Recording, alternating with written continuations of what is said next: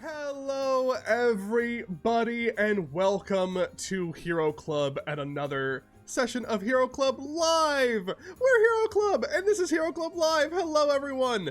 If you're just joining us for the first time, Hero Club Live is not the main thing we do here on Hero Club. The main thing we do on Hero Club is our podcast. Our podcast where we take our TTRPG sessions that we record live around the table, or virtual table, and we edit them down into these nice little very wonderful little audio dramas, these anthologies. We got all kinds of genres. We got cowboys, we got space, we got a noir, we got a Tarantino, we got a Suicide Squad pirates, we got werewolves, but not sexy, but a little sexy. We got stoner comedies. We got so many. Please go and listen to any of the seasons. We have 2 Christmases. Go listen to any of the seasons. Start wherever you want, and you're gonna have a blast. But here, over on Hero Club Live, we just like to sit around and play a good old-fashioned game of Dungeons and Dragons. This is PairOfSocks Lost. It is based on the 5e adventure Wild Beyond the Witchlight, but I'll talk more about that in a second. I am your Dungeon Master, Dylan McCullum. But first, let's get into our smaller group of adventurers right now. We have 2 of our party out for reasons. And let's start ourselves off with John. John, please tell everyone who you are, who you're playing, and anything else you might want to say. Hello, my name is John Madison. I'm playing Tone Zuzuru, who is a artificer, chef, wizard combo, which has been very interesting. He can now smell, I think, possibly, but he still can't taste, and he's searching for his taste. And something interesting about me is that I just discovered that I make really, really good burgers. I can attest, John knows the difference between salt and sugar. Tone may not know the difference between salt and sugar, but John sure knows the difference between salt and sugar. And sometimes John uses sugar in the burgies with salt. A little bit. It's really good. Also, for a grill, I don't know if this is a contentious opinion or not, grill mats are really, really great to have on a grill. Really, it keeps the juices on the meat. That's my chat, thing. Is anyone gonna fucking refute that? Because that's some spicy take. That's some hot take right there. Yeah, that is a spicy hot take. Yeah, I can't wait for the absolute fuck you, John. Get on Twitter. Get online. Shout at me.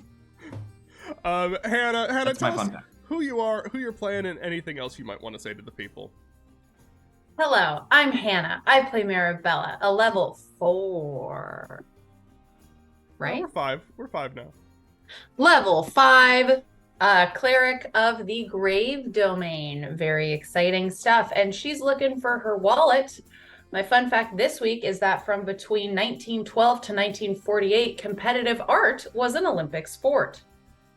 What? They would paint, do music, and sculpt. I don't know how they judged it or anything else about it, but yes. I like the painting. I feel like sculpting, I get. I feel like sculpting, I'm like, Olympic sport. Like that's a better butt. Yeah.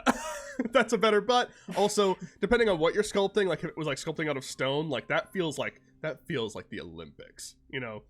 That feels like the original Olympics. You have to like hold positions, you know. Art all subjective. I don't know how maybe that's why they got rid of it. I want it back. Let's bring sculpting back. Let's bring sculpting back at least. And bring sculpting back and grill mats. These are the hot takes. Jasmine, tell us who you are, who you're playing, and I guess any hot takes you have. Hi, I'm Jasmine. I play Zara, who is a level 5 rogue fighter, who's wonderful, and I love her. Hot take. Apparently, a hot take is that I'm afraid of spiders, but like tarantulas don't bother me as much. Like that was brought up earlier today, and people were confused. But my thing, I'm a rogue fighter. Wait, did I say you that? You said fight. I heard fighter, and I was confused. You said both, but I said both. Okay. You're a rogue and one level of fighter. Yeah. So the order is rogue then fighter, not the other way around. people were confused. But My yeah, bad. no. I just thank you for pointing that out. Sorry, there's siren. I don't know if you can hear that, but there's something going on. And yeah, that was my tarantula take. Yeah, the tarantula take, we truly, as someone who's very scared of spiders, I don't get it. But I applaud Jasmine for being braver than I. Even though I I just do feel know like there's a big tarantulas are- spider right outside your window right now. That's freaking you out. I have see this is why I'm afraid of most spiders is I've lost track of it. Whereas tarantulas are mostly one, they're large, so you can keep better track of it, and also they're mostly like every time I've come into contact with a tarantula, they are handled by someone. Like it is someone's pet, it is someone's animal in some way. So it's contained, it's controlled. They're the that's my thick thing. boys of the spider world. Yep. Honestly, Chad is agreeing with you, and I hate Chat for Thank that. you, chat. I hate them for Thank you, it. Chat. Like they feel Absolutely less despise. crawly is right. Yeah. No, they are less crawly. Yeah. Yeah. We had a pet one actually for a week. We found one and kept it for a little bit. Very cute. Held it, and then we let it go. You found one. Okay. I can't deal. I don't like this. They're cute. There No. definitely is a childhood photo of me and Carson like holding this tarantula, like and having a great time. It crawled up Carson's leg. Ooh. So here's the real thing: is when I was younger, got chased around by my cousin had a tarantula, and was chased around by my cousin holding the tarantula, threatening to put it on me. And at one point, he very cleverly, like a sociopath, switched out his real tarantula while I was running for my life with a rubber tarantula while I wasn't looking, and then like threw it at me like a baseball. And it was the worst experience of my life. Oh my God. It was the worst. So what is your cousin doing now? happily He sounds married. brilliant. Happily married. Happily married Works to a for doctor. Google. Happily married to a doctor. But Ben, if you ever fucking see this, I still hate you. I still hate you for this, and you know that. I bring it up all the time. You are going to burn in hell for what you did to me. Always. Good. Anyway, back to me traumatizing you all. That's where I feel comfortable. That's where I want my power to be. I'm the eldest boy. All right. I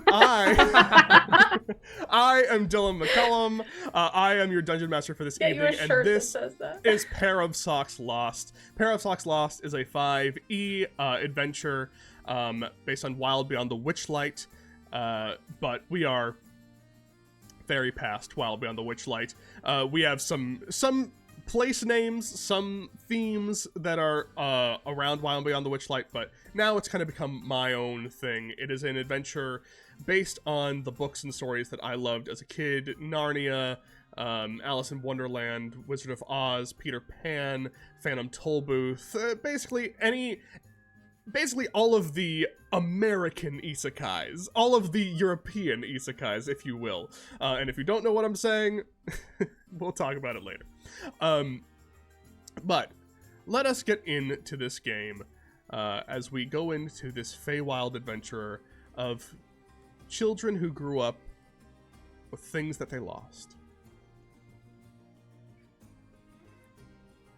All right, my favorite part. The recap.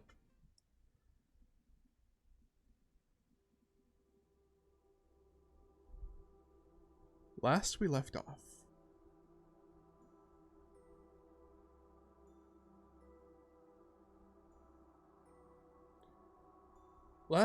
off, our adventurers were making their way through the newly found area of Prismere that they knew as Thither. Having dispatched their first partial hand of cards, they made their way into the bunker owned by them, learning some strange things. They learned about a plan, an ominous plan to do something to the floating city of Fable Rise.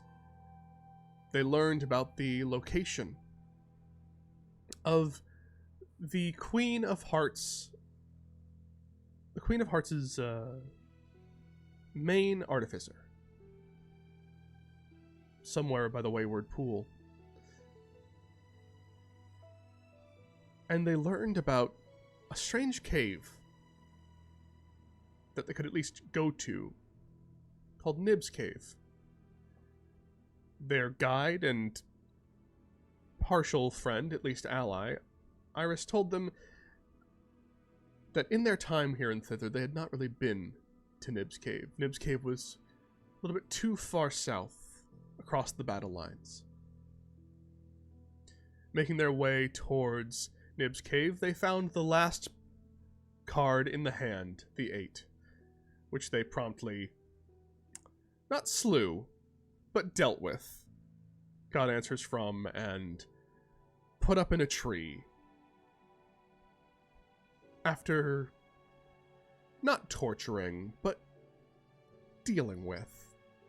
That sounds better, doesn't it? Dealing with.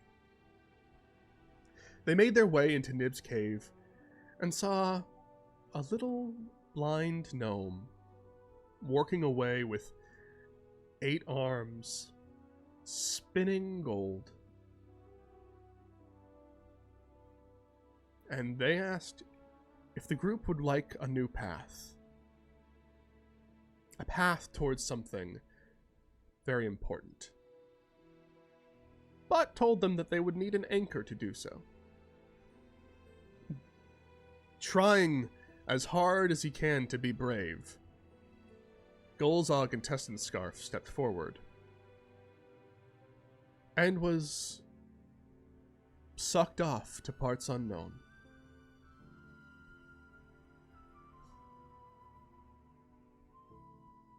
Y'all can't fight me on it. I put in the official recap. You can't do anything about it. I have absolute power here.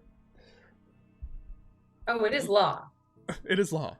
It is leaving behind an ever-changing pathway of golden bricks.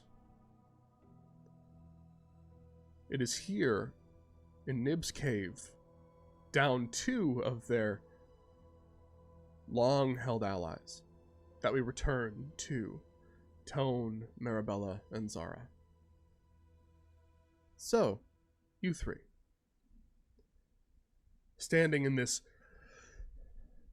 lightly glowing golden cave, you look out and see that pathway of golden bricks flying past you, strewn about on the ground, and like I said, it's like an illusion on the ground.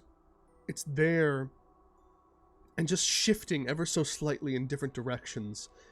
Not fully changing direction, not fully moving off of its path, but just ever so slightly wavering, as if it is trying to find purchase, as if it's trying to make sure it is fully cemented somewhere, as if it's a path that's not yet been formed. Or maybe that it's a path that could change at any moment, that doesn't have an end destination quite yet.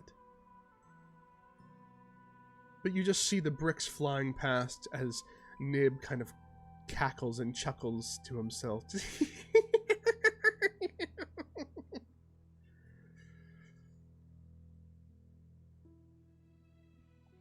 What would you all like to do? So Golzog is gone? Yeah, Golzog, you all saw basically Nib lassoed him with a golden string, hurled him around the room very fast, and then threw him through like a golden portal. And then suddenly bricks started flying out, like these golden bricks, as fast as his 8 arms could move. They're taking these golden threads and like wrapping around quickly, and then a brick forms, and then it flies out. And the first ones, they just like laid a path on the ground and like sunk deep into the soil.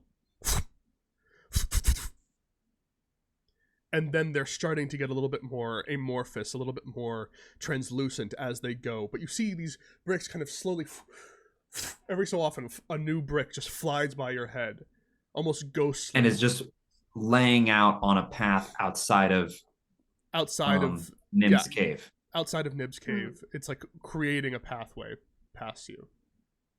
What did you do with Golzog? Where did he go? Oh. He's but a anchor now. He's where the path leads. He is what I needed. This path was very difficult to make. It's a path that I've been wanting to make for a very long time, but no one's really asked because no one wants to know what they want. They don't know what they want to find. You don't even know that you're looking for this. But you are. He didn't either, but he is. And now he's there, and you can find it.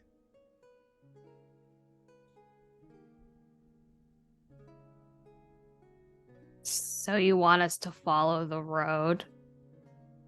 Oh, it's not that I want you to follow the road. It's that if you want to find what it is you're looking for, and your friend, that is the path that you can follow. There are many paths. There are many roads to follow.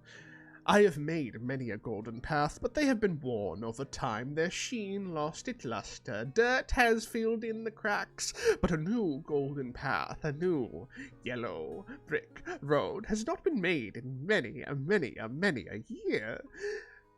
And as such, this is very new, very fun, very interesting. You may want to follow, you may not want to follow, but there is always something at the end of the path. Is the portal closed? Yeah, the portal closed. That he threw. Okay. Oh. Well, we've got to follow it if we're going to find Golzog. And she looks at the bricks whizzing by. Can't believe he's shitting bricks. Funny one. You're funny. I like you. Thank you. Now, you did say... How do we know it's... Oh, what? Sorry. What? How do we know it's not a trap? Oh. How do you know it's not a trap? How do you know anything is not a trap? Tell me, enlighten me.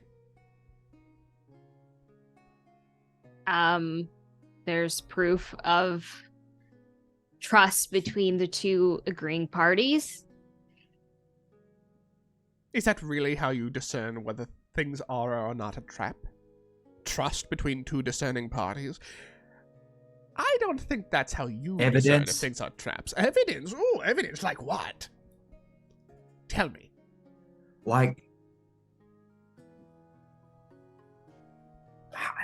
having been there before, you know you've opened a door before and nothing blows in your face. Oh, that is very false logic. Now, what if you've been in a door, but it has been trapped after you've been there before? And what if something is just dangerous? Not a trap. Just full of danger. Is that a trap or just something that is very hard to deal with?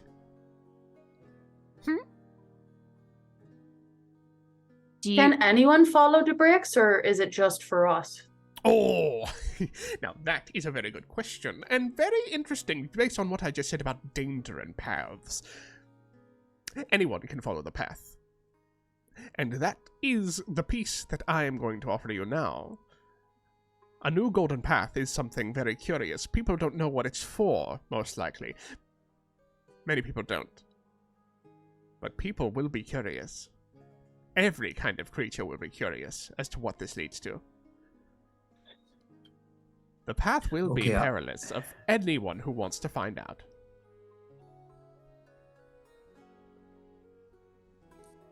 I think we need to go find Golzog before someone else does. Yeah, I think if this is going to be of interest to people, then we might need to try to move quickly. Do you have anything that might help us on our journey?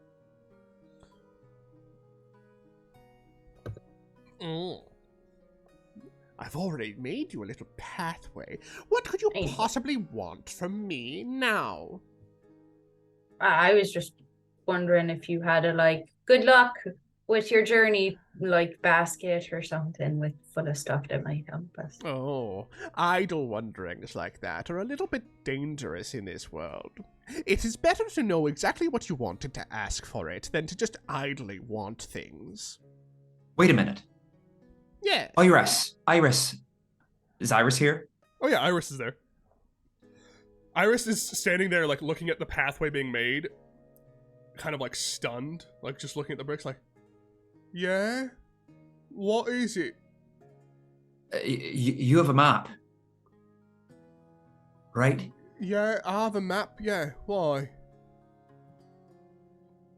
Can you give me the map? Yeah, sure. Do what you will.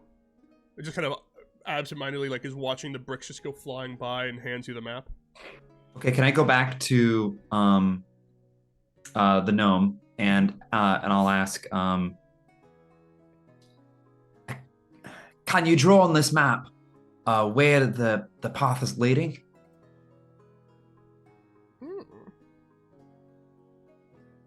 Interesting. You want to know where the path leads when it is being absolutely made in real time. You see the bricks flying out this cave, don't you? Well, you know where it's going. Do I? How do I know where it's going? Do you? Can I roll an insight check? Roll an insight check.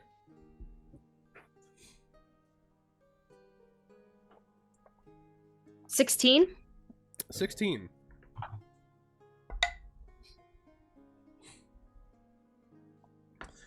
I mean, for you, these are the kind of, you have met Fae that are kind of almost more down to earth. You've met, obviously, Sir Talavar, and he's very flamboyant. You've met the rabbits, a little bit more down to earth. You've met people who are very dramatic. This seems like a Fae who is distinctly adept at fucking with people. But you aren't able to tell whether or not you're being fucked with or not. They're just, it's hard to tell for you. I turn to the group. Yeah, I think this guy's just gonna keep talking to us in circles. So I think we should just go and leave this guy alone. I agree. Let's go. All right. I will start following the bricks. Yes. Thank you. Bye. See you later. Love you. All right. Goodbye. Thank you. I will say though, Tone, make a persuasion check. Yeah. Persuasion. You get advantage because I said love you. In I'm no kidding. way. in no world. In no way, shape, or form. In no timeline. 2. 2. Okay. It goes, oh, I sure would love to help you more, but it would be very funny to see who gets to the path first. Have fun. Thank you. Don't stray too far. Mm-hmm. All right.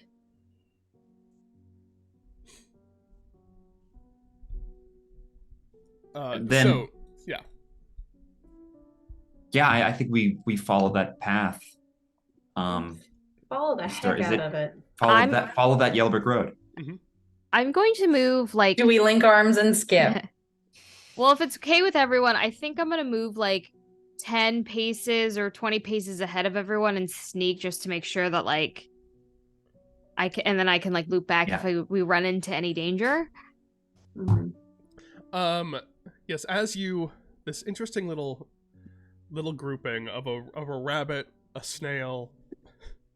It is an interesting little parallel of 4 and a creature walking down this yellow brick road. You start moving your way, but again, now that the path is being laid out in front of you, it's almost like when something shifts, like a long line shifts, it's not shifting as much now, but you see like slight curves, like ahead you see it like curving a little bit, then curving back, then curving a little bit. I'll say, if you're moving stealthily, everyone make a stealth check.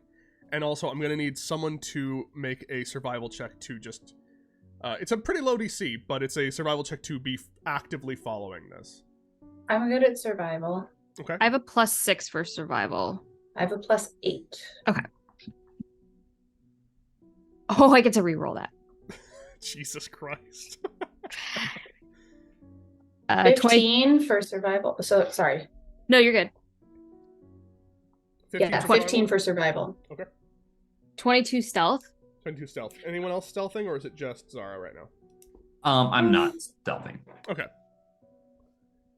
I will. But I will move. I'm gonna 12? be 12. paces ahead of them, so I can like make like signs to like stop and hold. Yeah. Sorry, she starts doing all these things, and Tone and I are like, And Zara's just like this. Okay. Hi, Zara. Zara. Zara. Hi, Zara. So as you're walking through this, because now this is an odd experience, because it was this like jungle that almost felt like unnatural, but as this path keeps like being laid out in front of you, it almost feels like every time there's a brick gets laid down and the path gets laid, the sheen of the road kind of goes golden, and then it just becomes like a very dull yellow, and it almost feels like this path was always here, and the trees almost like part a little bit, as if like the vegetation hasn't been there for a while. And you see little skittering creatures that don't seem like much of a threat, but like little fey creatures kind of almost running back into the forests and jungles as you're moving along. Make a perception check, everyone.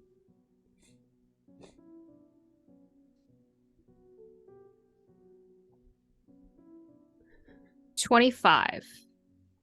Dang, 19. I botched. Okay. Sounds like, look at these bricks. Those are bricks. So These are for sure bricks. Iris, as just walking along with Sierra as well, it's just like, I don't know if this is a good thing or a bad thing, to be very honest with you, because at first it felt like maybe we could, walk through here as a group of people stealthily taking down things, but now it's like we're it's like we're illuminating the fact that we are here to everyone. But I also can't help but want to follow this path really badly. So, I don't know where I stand on this. But we don't even know where this is going.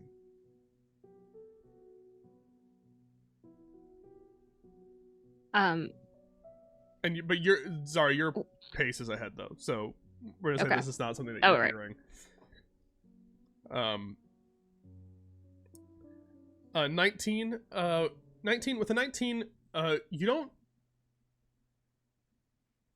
I will say there's. And Zara got 25. Too. Yeah, well, Zara is a little bit of ways ahead, so I'll say this for you. With a 19, Marabella, it's just like you don't hear anything right now.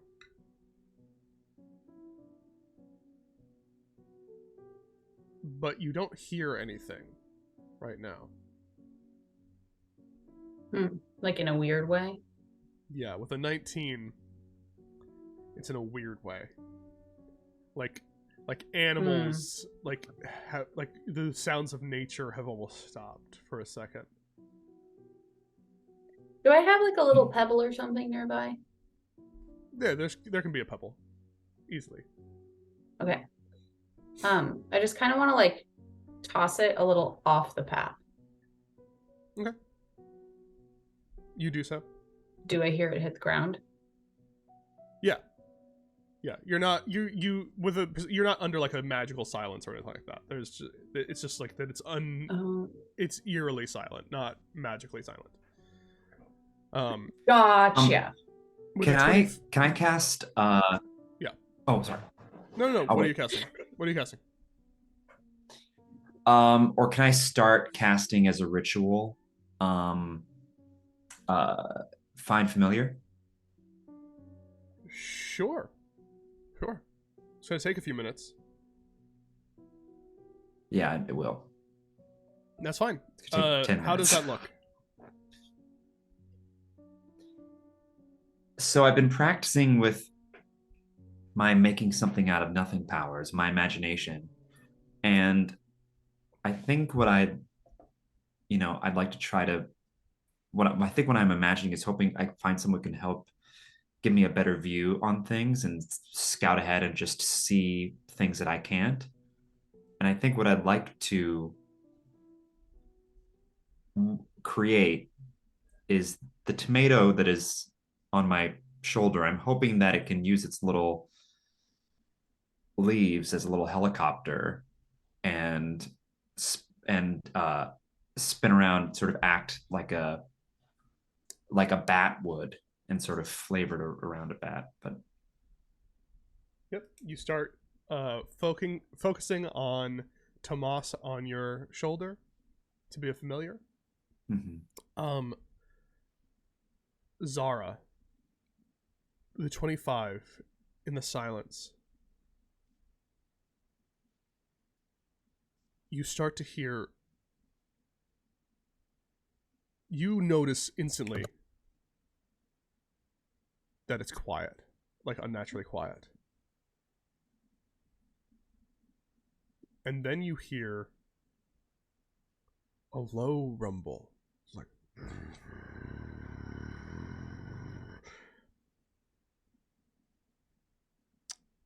make a nature or an insight check.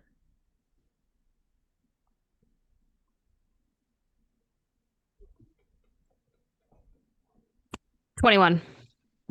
Which Insight. one was that? Insight? Okay. It is, at first you're listening and you're like, okay, big creature. But then you notice that is, the like rumble is too consistent, too uniform to be an animal. Something is coming. Something is making that rumble in the ground. And it's getting louder. Do I feel vibrations? You're starting to like feel like you look over with a 25, you look over and you're starting to see like little pebbles like start to shake a little bit. And it's coming underground? Well, you can just feel the fact that like it's shaking ground level. Like there's no air thing. It's like you're starting to feel the vibrations in the ground. I'm going to, if I can, climb up a tree and see if I can get a higher vantage point. Yeah. Make an acrobatics check. 13? 13, yeah. Easy enough. You don't get to like the highest branch possible because you're kind of just scrambling quickly to see what's going on. With a 25,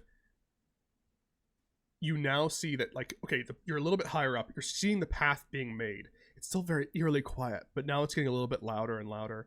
And with a 25, you're seeing that the path is being laid. And it's like going faster than you are moving at this point. Like it's magically being made. But you're starting to see the fact that because like the tree line is being moved almost with this path being made,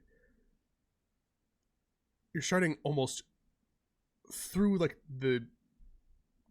to the east of you, you're starting to see another thing kind of break up the tree line. You're starting to see like little like hills raise. Like there's something underneath the ground coming towards your direction. I try to get the attention of my party and kind of motion like climb up, like if you can. Okay. Make a performance or persuasion, I guess. They're both bad. This is for them to like see. 3. Okay. So you all what's your stealth right now? My stealth? Yeah.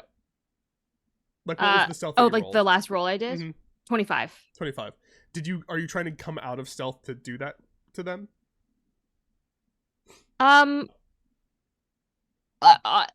am I like stealthing from? Is my stealth high so high that like they can't like? Absolutely, yeah. Would they be okay? Yeah.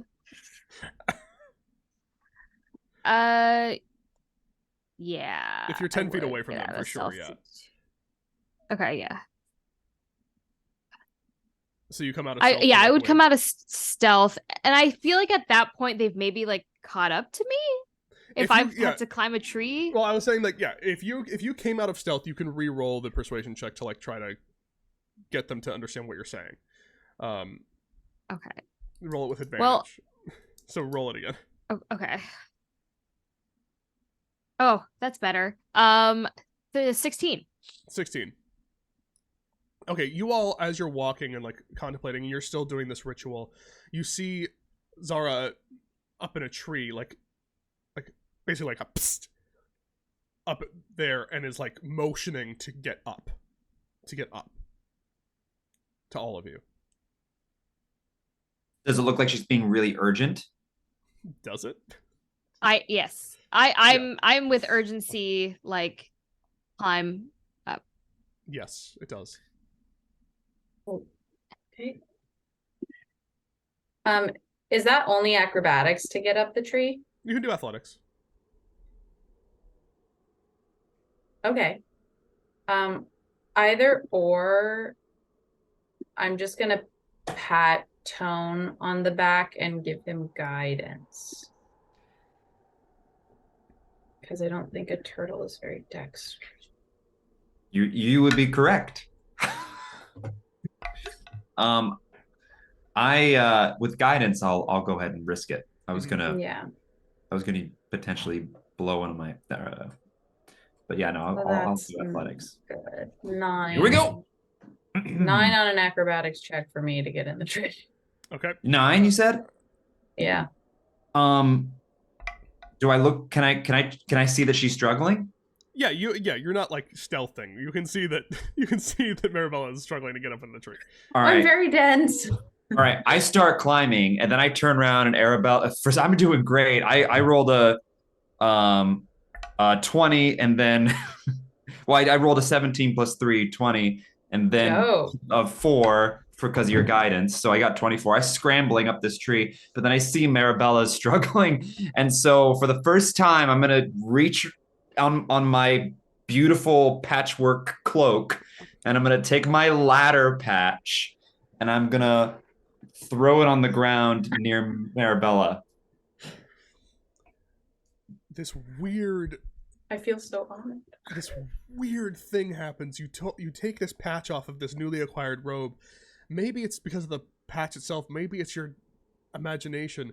But all of a sudden, right there, is just a large, just like perfect ladder. Like a perfect ladder just kind of like springs into being right there. Right on the tree. Leaned up right where you need to. And you can just climb right up it. Oh, great. Thanks. Once they're up there, I'm gonna point to the like mound of dirt that's coming towards us. And it's coming fast. What are you all doing about Iris, by the way, just kind of bound up into the tree very easily, just a hop. What are you all doing about Sierra? Oh yeah. Oh shoot. Sierra, come here. Come here, Sierra. Sierra, Okay. come here. Go over to the side. I'm going to with the ladder, see if Sierra can do this. Sierra has disadvantage. Or not but- even but with up in the tree. I meant just like over, but yeah, she can try. Sierra's gonna try. Okay. Sierra's gonna now with the ladder do a straight roll.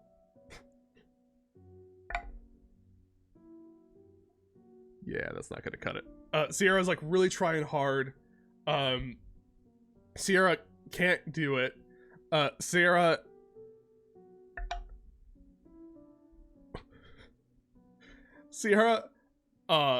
just kind of goes into her shell, but like right on the golden path. Just like right in the middle of the path. Is the mound following the path? You can see that the mound was almost with a 25 still, you could see that the mound was heading towards the golden path.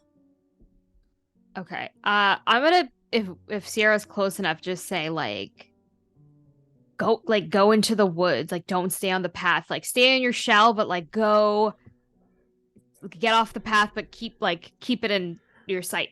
It's coming towards the path. Make an animal handling check with advantage, I'll say, from what Maribella tried earlier.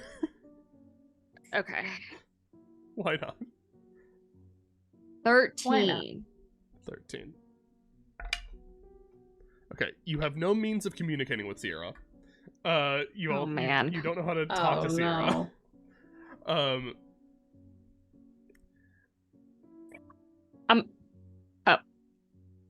What? John, you're muted. Oh, how large is Sierra? Sierra's like a horse. Like a horse A size. horse? Okay. Yeah, Sierra's like the size of a horse. Okay. Oh boy. Can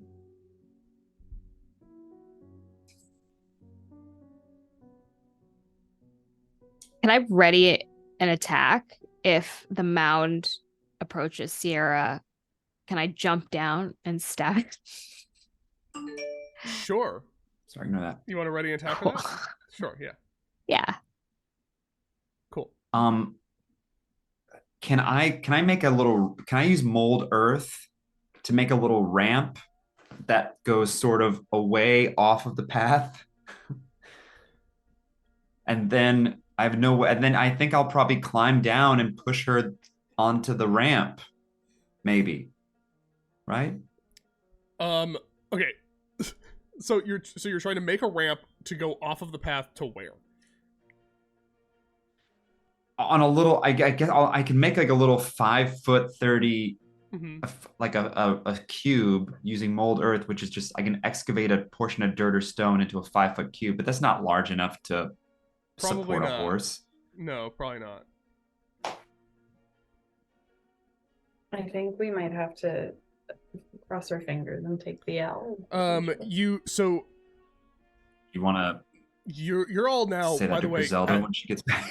Right at this moment, you're starting to hear what, because at this moment, for a while, you didn't know what Zara was talking about. Really, you see the amount of earth, but now you're all starting to hear that like, and you're seeing this like churning effect of like trees kind of being like displaced. And can I cast Warp Sight? Sure. Can I cast Warp Sight? What are you using it to do? Cantrip. Because it can look around corners. What's?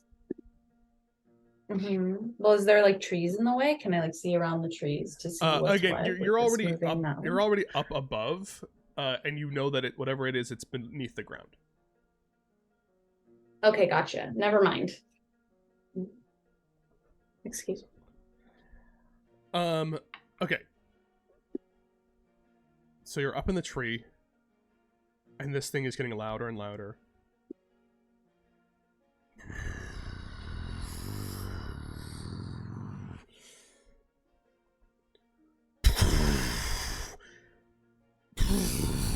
These gears, this like mouth of gears at the front end of this weird snake-like centipede creature goes bursting out from the ground, almost eating rocks. Just these like gears, just like,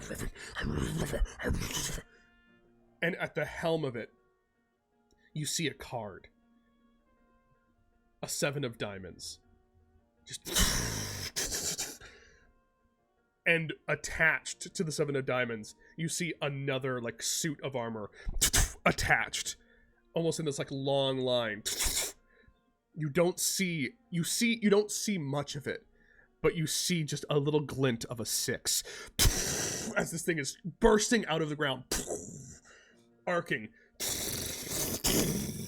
This long centipeding creature of these metallic suits all lined up in a row. Right at the top, a 7, this weird, almost crocodile worm-like mouth at the front. A 7 of diamonds, a 6 of clubs, a 5 of spades, a 4 of hearts, a 3 of diamonds, a straight. Boo! A straight has appeared. This worm-like centipeding, like, basically what it looks like is all the cards have, like, their metallic suits have, like, folded in and then, like, connected, like, centipede style, and, like, all of them are, like, on all fours, but, like, because it's, like, medium creatures, like, 5 of them all put together, it is, like, this, like, huge metallic creature. And then at the front, the 7 has like gears that have like from all the suits kind of all come forward and become this like mass of like this gear looking mouth thing. It's very unsettling, but like this is like the first combination you've seen. But it does spring out from the ground into the golden path. Not at Sierra, but close to Sierra, if you do want to do your attack. I'm gonna go for the 3.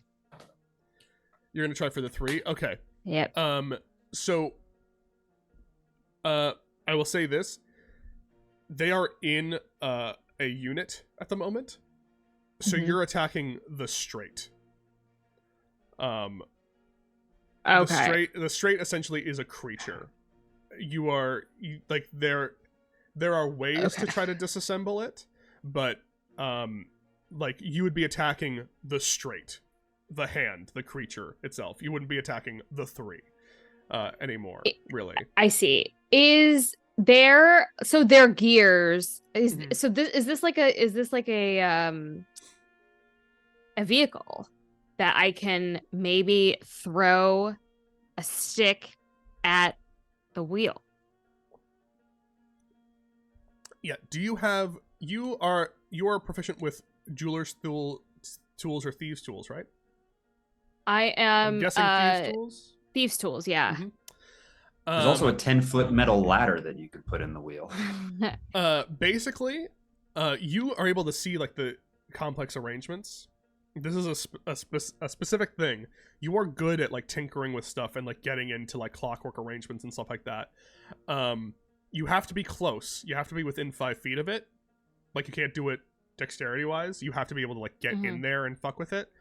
But you could do a thieves tools check to do something to it for sure. Okay. All right. I'm gonna stealthily climb down and try to get within 5 feet of it and fuck with it. Okay. Make a stealth check. Okay. But you hear as it's like coming out, you see these golden bricks being like chomped on. And you just hear the 7 just going like, "Oh yeah, we're first on the scene, gang. The straight is first on the scene. I told you would be able to make it. Man, a golden path. The queen's gonna love us for this. Shut up, 5. I'm speaking now." That's I'm not sorry. that's a 16 for stealth. Okay. That's a 16 for stealth? Yeah. Their machine's also very loud, right? Like I'm not... the machine's loud, but you Okay. But you see as you're climbing down, you see this like machine kind of like arcs up and looks over at you, and just goes like, "Huh, a ladder? That's not where a tree should be. Why is there a ladder? Oh, there's a person walking down that tree! Absolutely obliterate them now!" I'm gonna need everyone to roll initiative. Sorry, their passive perception was 17. I nat 20'd. Nat 20 on initiative? Okay, you'll get to do an extra action. Nice. That's cool. So the total is 22. Okay. It is on it. 7. Just letting everybody. 7, okay. So my ready doesn't do anything because they saw me. Well, you readied the action to do the thing. You didn't do the attack. Yeah. You went to Okay. stealth down. So Okay.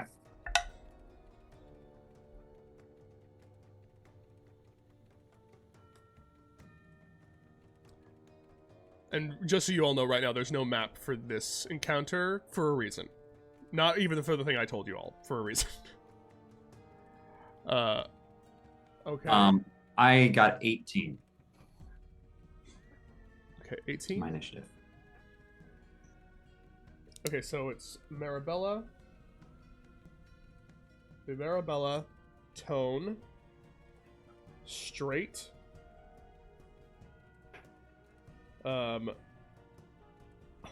Iris, and then Zara. So, Marabella, you get to have an extra action because of your nat 20. Woo! So basically what you're seeing, because you're up in the tree, basically this Straight, it's a huge creature, and it's about, I'd say, you're about I'd say, let's see how high up the tree was. I'll roll for it. Just to make sure it's fair. Yeah, I figured it would be like 20 feet up. You're like 20 feet up in the air. So you're around 30 feet away from this creature. Zara's like down near the base of the tree now. Climbing down near this ladder. But both you and Tone are like, both you, Tone, and Iris are like 20 feet up. So you're like 30 feet away from it. Okay. And it's not individual, it's as a whole, right? Yeah, right now, so this is how the card mechanics are going to work. When they're all individual like that, like how you've seen them, they're like an individual creature. When they do combine, they are a whole new entity that is, as you've heard, you haven't seen this, but you've heard much more threatening. Like when they're in a Megazord form, they are threatening. Okay. Okay.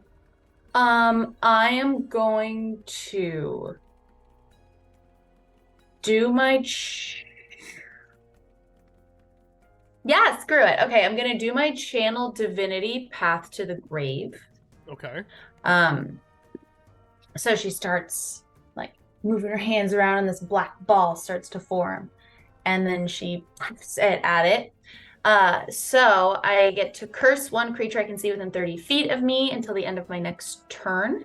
The next time myself or an ally, do you know what it is? Yeah, it basically makes them vulnerable. Like, is there a point to me reading this? Okay. For those who don't know they it, get, because this is a new thing, it makes them vulnerable to damage. Yes. Yes. The next time myself or an ally hits it, they have vulnerability to all of the attack's damage. And then the curse hits. So I'll mark that I did that. And then I will cast Spiritual Weapon as my bonus action right by that sucker. And then it will make a attack against that creature. Okay. And let's see. Oh, that's not very good. 15. 15 will miss. To hit. Okay. That will That's miss. what I thought. Okay. And then for my second action, I will cast Guiding Bolt. And for the love of Hog, I hope this works.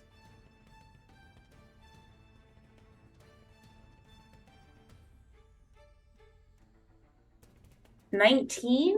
19 will hit. Roll damage. And Thank roll, Christmas, this is the first time! And roll, Oh. yeah, and this is vulnerability, so roll their damage, and it will take double that. So just roll your damage normally. Amazing. Okay, so it takes 4d6 radiant damage, and the next attack roll made against this target before have the end of my advantage. next turn has advantage. Yep. Thanks to a mystical dim light glittering on the target. How fun. That's awesome. Oh, hold on. Oh, Christ, my cracker. Oh, wow, it really. Oh, I rolled well so far. Oh, jeez. Ugh. I rolled a 3, 4, 5, 6. Is that points for in a row? 18, so times 2, 36. 36. Oof, big hit. Huge hit to this thing. Still looks fine though, but you see like the 7 who's like at the top of this thing, and it's like, oh, we have to absolutely obliterate all of them. There's more. It wasn't just the one. Shut up, 3. No one asked you. I like hate them so much. The voice you picked is so perfect for it. Yeah. That's They're your like in go. like a Are you moving or hard are you frat. staying in the tree? I'll go ahead and get down. You'll start climbing down? Do I have any kind of cover in the tree? Yeah, in the tree you would have like a half cover, probably. I'll hang out. Okay. Just gonna see what happens. But if anything happens, you might fall. You know, so that's the trade-off. I will get down and move behind the tree. Okay. With the ladder, you can easily get down. You can use your movement to get down. Your movement. We move over to Tone. Yes. Where's the head of the centipede snake machine facing? It's facing towards you all. Like now it is literally facing towards the tree that you're all in. Also, just so I know, I know we don't have a map, but it's just so I know, you're behind the tree, right? You moved behind the tree. Mhm. Yes. Okay. Good to know. Okay. All right. Sneak. So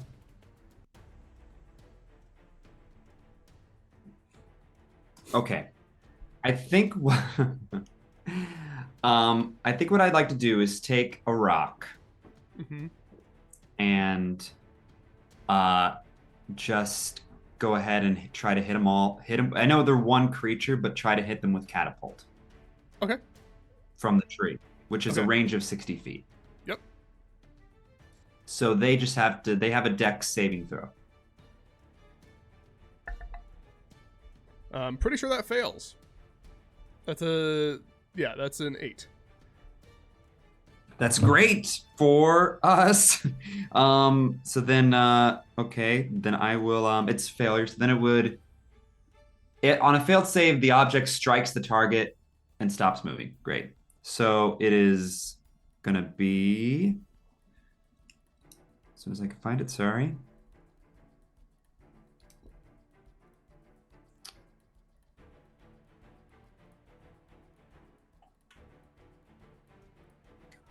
Sorry, 1 second. There we go, spells. Boom.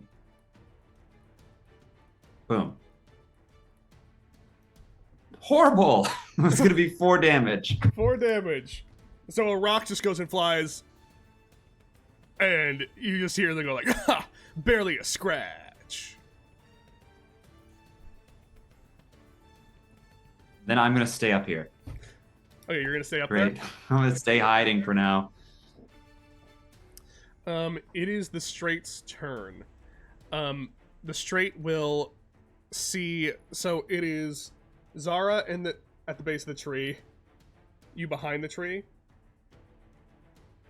right, Marabella? Just so I know. Mm-hmm. Yeah. Oh. My.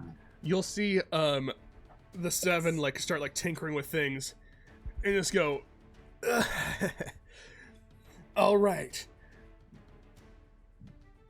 Time for you to feel the charge of the Straight Lightning! And you see this thing light up and like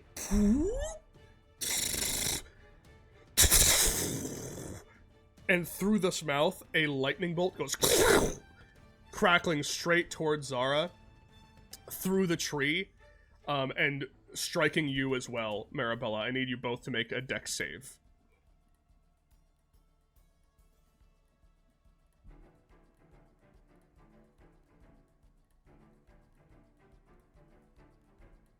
Nat 20.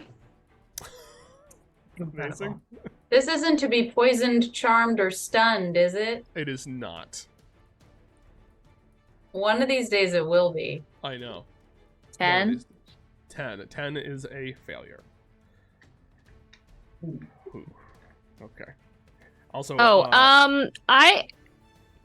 what's up? I have silvery barbs. Well, Can I silvery go ahead barbs. and use that? So, but I didn't roll anything, so technically, the only way that you could use silvery barbs to technically give yourself disadvantage and give an advantage, but I don't know if you want to do that. You could do that though. Well, it says one reaction. When a creature you see within 60 feet of yourself succeeds on an attack roll, an ability check, or a saving throw. Yeah, that's not what happened wrong? here, because Oh, okay. they made you do saves. They didn't roll an attack Yeah. towards you. I didn't. Oh, I see. Okay, so it's... Oh, I see. Okay. Yeah. Like, there is a thing you could technically do if you wanted to try it, where you could give yourself, because you technically succeeded, you could give yourself disadvantage and give Hannah the advantage, but that you probably don't want to do that. No, don't do that. okay. That's Yeah. silly. No. I refuse it. Okay.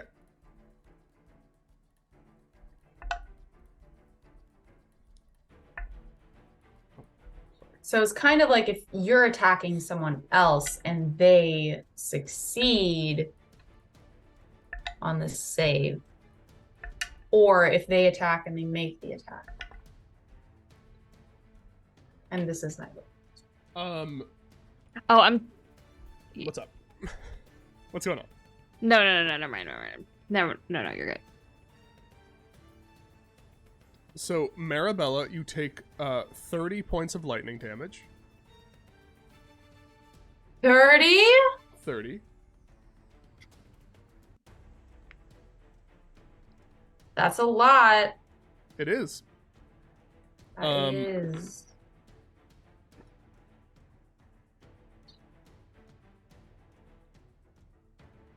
I forget. We don't negate all damage on a nat 20, do we? I guess we do. I think that's up to you. Yeah, that's up to me. I feel think like we have on a nat before, but that's Yeah, we have on a nat before. Your call. it's more if I do it for enemies, then that means that if enemies nat 20 yours, they take no damage, and I don't know if you all want that to happen. But I'm okay with that. I'm okay with that. Okay, then you take no damage. Zara, you take no damage as you completely duck out of the way. The tree, though, is struck by lightning and is starting to catch on fire. As it's so the fire is spreading up.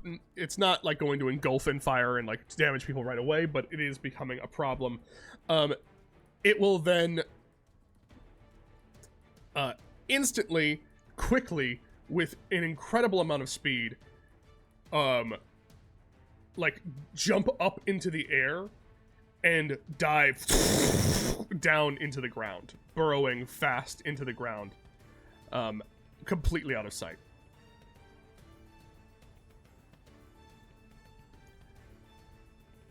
And that's the Straight's turn. Iris goes like, I know that you really like to fight things, but that's a Straight. I think we need to get the fuck out of here now. Is the Yellow Brick Road devoured? Like, can we still follow it? Parts of it are getting devoured, but like it's not like it's being completely destroyed. It's just that like parts of it are being destroyed, but the path is still being made. It's not like it's being completely eaten. Okay. Um, I will sort of turn to the group and nod like I agree with Iris, and then I'm going to dash. Can I take an action and a bonus action to dash with cunning action? Yeah. Can I like you can okay. move.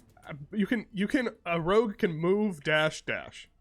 You can move 3 times a turn if you want. Oh. Okay, yeah, I will do that then. I'm gonna move 125 feet in the opposite direction that it is burrowing.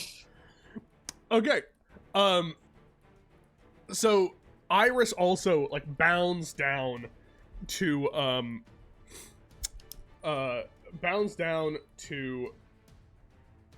Sierra and just like taps the shell and just was like, we're leaving, scatter. Like, and you see Sierra just kind of slowly, well, actually, let's see. Oh yeah, no, actually, that's a 22 on an animal handling check. Sierra's like goes out, and like they seem like they're like both freaked out, and actually, sorry. Okay. And Sierra is like woken up and starts moving, not knowing exactly where this is gonna pop up. Yeah, so that was Iris' turn. Zara, your turn. Marabella, it's back to you. And I will say, if you all decide to run, then it will become a skill challenge, and we will see what happens there. Okay. I will run. Okay? After Zara. Okay, you're starting to run? Doodah. You're starting to run. Tone, what are you up to? Yeah, You don't have to run. I'm You gonna can try something if you want.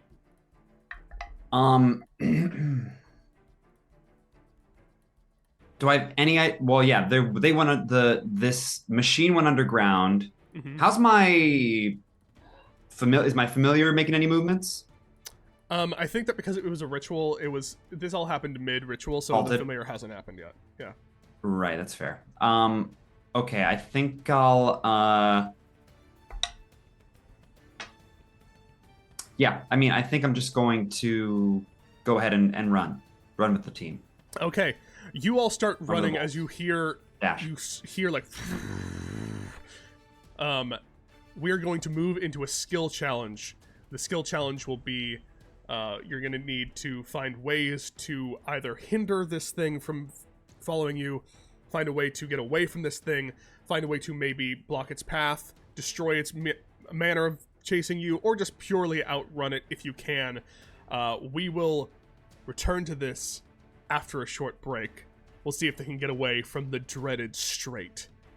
I will see you in a little bit. Come back soon. We'll be here in like 5 or 7 minutes. Bye. See you in a little bit.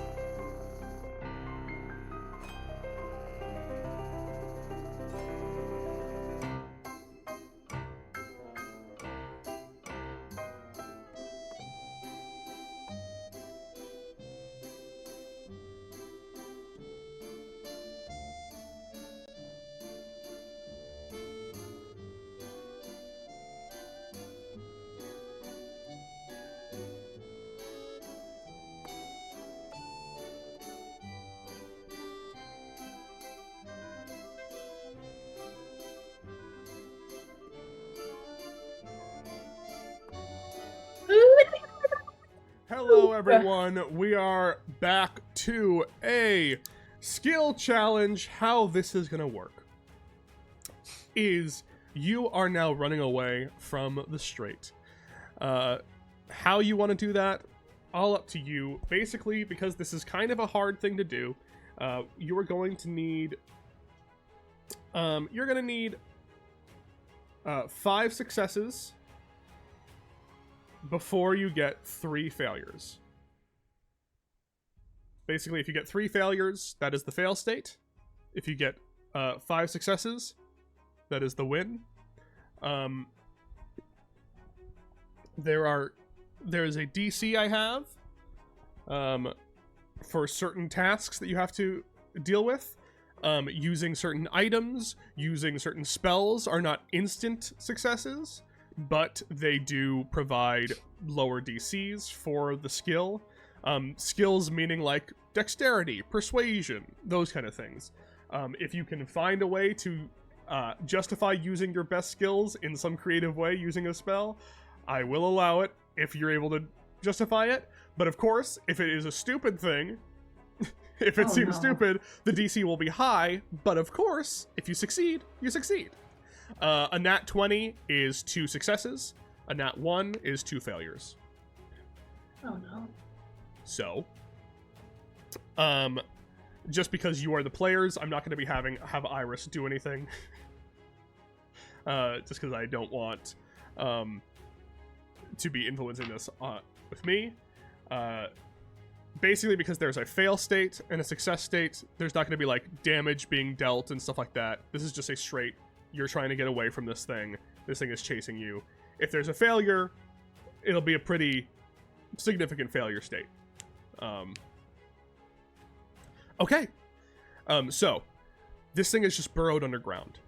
You have all started sprinting away. You're all kind of, in some ways, scattering a little bit to the winds because Zara has sprinted out ahead. Iris has gone down to go get Sierra and get Sierra like out of the path of the area. You're all still kind of like clambering down. We have Marabella running after, but much slower than Zara, and we have Tone. That's just true. Everyone's slower than Zara. And then we have Tone climbing down the flaming tree. How are you all? We'll go in initiative order. We'll go in initiative order unless you're like, I'm stumped and someone just has an idea, okay? But, and I guess we can just start with, we'll go in initiative order if no one has any ideas. I guess we'll say that. But does anyone have an idea of what they want to do to get away? Idea. Stop. Okay, go ahead. I'm thrilled to find out if you think it's stupid or not. By stupid, I just mean it's like, that's a stretch, but I will still allow it. It's just a higher DC. Okay, so here's the thing, Dill. Uh-huh. I don't have a lot of spells that can help this at all. The one I do have that I think could be spicy is a cantrip. Could I use it as a spell slotted thing and use a slot for it to help make it a little more effective? Yeah. I will, for a skill challenge, if you want to sacrifice a resource to like oomph the power on a skill challenge, I will of course lower the DC. Yeah. Okay. My idea is that I use decompose on the ground to try to make it like more fungusy and like make it a little bit more like difficult for them to get to or something. I don't think we're going to be doing any like helps actions here. I mean, could I use mold earth on the spot that she picks to make it more difficult terrain, more crumbly? Is that interesting? I think it's more that just because like it's more that like with skill challenges, it's really kind of like an individual like person doing a thing. Yeah, I've got a backup. All right. If I give you all advantage on everyone doing a help action, that's all you will do. No, totally get that. So what do you think of my plan? Yeah, your plan. Okay, I love it. I think that's great. Okay. I'm going to based off of what it is, and if you want to try to argue that you want to use a different skill, go ahead. I would say that you could realistically, in my opinion, use either nature or arcana to do this one. Okay. Based on what you're doing. But if survival. Survival Could be a fun. Survival, Yes. I will also allow for sure. Yes. Oh my gosh. Okay, great. Let me go ahead and mark the spell slot. Benjamin. Boop. Thank you. Okay. Your DC for this is. I botched. Benjamin. Oh really boy, that puts you on a razor's edge. Okay. I know. That Sorry, is y'all. 2 failures. That is 2 failures instantly. So basically, what happens is you start channeling the spell. You start channeling your energy into the spell, and you start decomposing the ground. But you're trying as hard as you might, and as you keep trying to like decompose the ground, these new golden bricks keep like slotting in, almost making the ground harder and harder to decompose, as if it's like magically resisting your spell. Like a different magic is trying to keep this ground specifically patched up. And as you look further back, the places where it has like burrowed in and gone deep in has like patched back up and knitted itself, and you're just not able to find any purchase. And as such, as you're kind of like trying to go forward, you see this thing is just like hot on your heels, and you feel lightning down your back. You almost feel like your arm seize up from the lightning damage that you've already taken, like a reverberation, as it is right on your heels. Who else has... Can I see it? It is now popping in and out. Yeah, it is popped out and is chasing you. There's no way I could cast another spell though. That would be too crazy. You can, but we might want to move on to someone else to try. Okay. Unless everyone's fine with Hannah, unless everyone's fine with Marabella trying. It would just be Bane. I don't know if that would help at all. Sure, this won't be a skill challenge. Just this will be Bane, and if Bane happens, then all the DCs will be lower. What's the con save? What's the save? It's a charisma saving throw, and the spade increases it by 1, right? Don't you dare say they nat 20. They nat 20. I'm so very, very sorry. Are you kidding? I'm not. I'm very sorry. Wow. So That's okay, really sad. but all that means is just that the DCs will stay the same, but for now. Okay. I'm gonna crawl into the hole of decomposed earth and just lie there for a while. Okay. That sounds good. I'll mark it down. I'm kidding. Yeah. Now that the strait is above ground, I'm going to, because I am a halfling and I have halfling nimbleness, can I use stealth to just duck into a particularly dense patch of wood? Because I'm guessing their vehicle's fairly large. Yeah. I'm trying to basically get into some thicker part of the wood or brush that they might not be able to like maneuver around. Okay. You want to just make a stealth check for that? Yeah. Yeah. Make a stealth check. That's a 29. That is that's a success. Yes. That's a success. You are now fully ensconced in a you're so far ahead. You're able to see all this kind of happening, and now you're kind of into the place where you can find a densely patched part of the grass. You also, through your understanding of these cards, you know that while they may be a straight, they're still stupid. At least these ones that you've met so far. You haven't met a card above an 8, but you know that at least the 8 you met was also dumb. And you were told that like they don't get smart until you hit like the 10s. Okay. So that is 1 success. Tone, you got anything? Yeah. I'd like to try to use the 4 of clubs sword suit that I had. Take that suit and use it in tandem with minor illusion. Okay. In front of me. Okay. Can I do that with like a physical object? Can I add it to the illusion? And then what I'd like to make Well, yeah, is what are you trying to do with it? And then we'll see. trying to create the image that we just saw very up close and personal, the 8 of clubs that we tortured, and use and create the image of the 8 of clubs shouting and yelling at his friends, and just be like, "Hello, brothers! Hello!" And then I can create it. I can be a minor illusion can be someone else's voice, any sound I choose. Okay, yeah. So you want to create the illusion of the voice more than anything. You want to create this. You want to hold up the suit and create the voice. I guess I should just create the image and not the voice, because that's gonna register for them over the sound of the machinery first. So I just want to create the image of the 8 that we worked on in the suit, waving at them. Okay, what's your spell save DC? Just so I know. It is what is it? Proficiency plus. You should just have it. You should just on your if you go to. Oh yeah, there it is. It's 15. 15. Okay. Sure. What do you want to roll? A deception check, an Arcana check? What are you trying to do? A persuasion check? What are you trying to do with this? I will do I'll do an Arcana check. Okay. They failed their intelligence save to see through it, so the DC has been lowered, even more because of the spell. I don't know. I don't have. Marabella cast guidance on me. Do I still have that up? Did you use it? Oh. I did. Did you use the D4 on another roll? I did already. I used it. Then you don't have it once. Then you don't. Sorry. Okay, never mind. Here we go. Okay. 18. 14 plus 4. 18 is a success. 3 successes.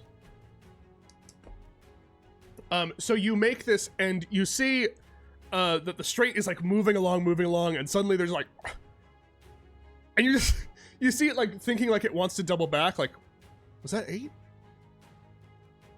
And you see almost like a friend who like is thinking about like, wait, no, we gotta circle back because I'm pretty sure I just saw my friend. Like you see him like thinking about it, and you know that like that image has looked into their mind because they like keep going back to it. Like as they're moving forward, they keep like turning as if they want to like turn. Also, it's a top. That's a higher straight. They're a 7 straight. That's an 8.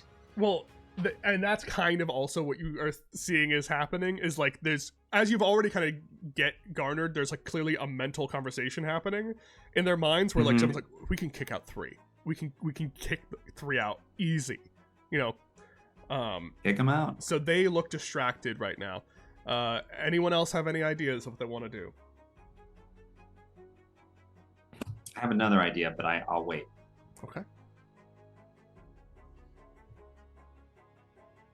I don't know if I should do anything. So if it's to make us less visible? If I went invisible, would that help? It would help you. I mean, it would help you, yeah. And that could count as that's a way that I could get us a success. Yeah, you could get a stealth check. Mm-hmm. Oh God. It would be a stealth check. But you'd be invisible, so it'd be with advantage. Okay. I can go invisible once a day. Yes. I can cast invisibility on myself once per long rest. Yeah. This won't lower the DC, but it will make it with advantage because that's just how invisibility works. Okay. I will do that then. Let's just go.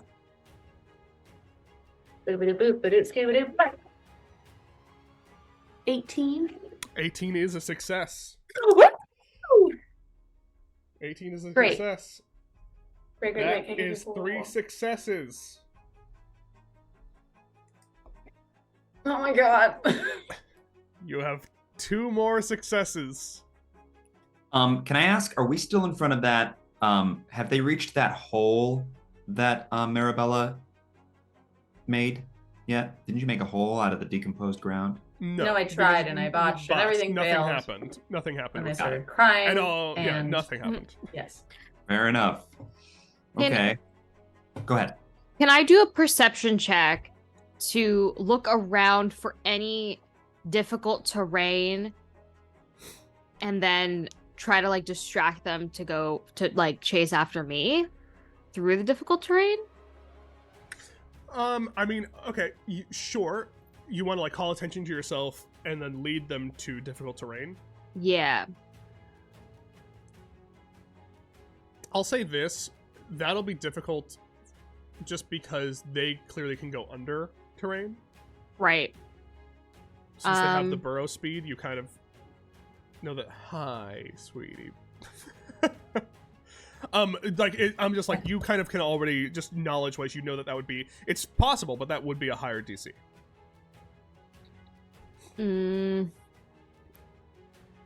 But you could, I mean, but like there are things that you could possibly find. Yeah, so no, there are things that you could possibly find with a perception check. It's just that you wouldn't be able to find like, oh, would vines do it? It would be like, oh, is there like a fall off or like a canyon or something like that, you know? Yeah. Is there a canyon? What a pretty cat. I don't know. It would be a perception check, wouldn't it? It would be a perception check. Okay. It's up to you. Find that Does anyone canyon. have anything better? That's that a would really like good to idea. do that? I can do a Okay. lot with a canyon. All right. Perception check. Oh, good. 26. 26 is a success. I was hoping we'd come down to this. One success left to go, one failure left to spare. So you're looking around, and one of the things that you notice, you're looking for some kind of thing to lead them into, some kind of trap, and what you notice very quickly,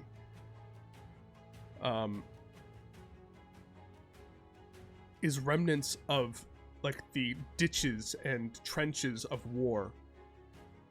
But not only that, you're starting to see and hear shots of cannon fire coming from somewhere.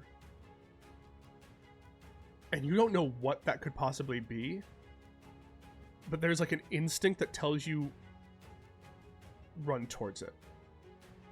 Lead them towards it. And so you start running towards the sound of like cannon fire. And as you're going, you start to see like there are like smoke and billowing like fires starting to happen as you go closer towards what seems like the sounds of war. All right. Anyone have anything left they want to do? So, are we all running towards these sounds now? Or is just... That was something that Zara That was something that Zara's doing, but this thing is now moving towards it. You're all not like right on each other, but you're all now like starting to see, you know, what's happening. You're all moving towards each other. Zara is pretty far out, just naturally. We would probably like all stick together. I don't think we would want to. Yeah. Okay, I agree. And can we see them at all? Yeah, they're above ground now. They're above ground. Okay. Is there, I'm so sorry to interrupt, John. They clearly have, like, their suits have a magical component to them when they're all together, right? It looks like magic. Yeah, we've gone over that. Yeah. Can I just go ahead and cast Dispel Magic on them? You could? What would be, and then I roll? Dispel Magic, it's hard to know if that would like work on this thing, if that would like fully do the thing that you want it to do, but that would be right. Probably an Arcana check, and the DC would be lowered. Gotcha. Okay, then I won't do that. I mean, I won't tell you how much it lowers it. Oh, but yeah, of course. I think I'm just trying to figure out mechanically, like, what can I do that, you know, I could also do, that could be fun.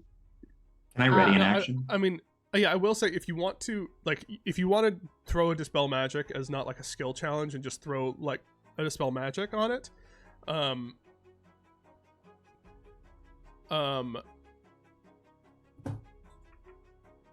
And it succeeds. It could be like not a help action, but like a lowering the DC of someone else's potentially, kind of like what we did with the Bane, you know. Just because you are expending a spell slot. Yeah. But it won't count as a success or failure. It would just like help another thing. Right. I could also, okay, I just want to run a couple ideas by your head, and you would tell me, if you may be so kind, what those roles would be for me. Yeah. And then I can decide which one is the best one. Is that okay? Of course. One idea. I Misty Step to get a little bit ahead and keep running. Okay. What check would that be? That would be like, you're just trying to get ahead of it. You could do, athletics, acrobatics, arcana, survive. Well, you've done survival. Yeah, but I botched, so it really doesn't count because I didn't use it. I would allow survival again. But yeah, that's a simple one to just help you get ahead. Sure. But I could use survival for that? I'd allow it. Okay. Thank you, you merciful God. I think I will do that then, because I get one Misty Step without a spell slot because of my feet. Okay. And then, oh God. Okay. John, is this okay, or did you have something you wanted? Did you? I've got something, but go for it. Do it. Well, I don't. Okay. Rock and roll. I trust you. Okay. If you fail, you will not ruin my trust forever. Okay, maybe John. Okay, I fell off the table. We're good, guys. Oh, 13. 13. Okay.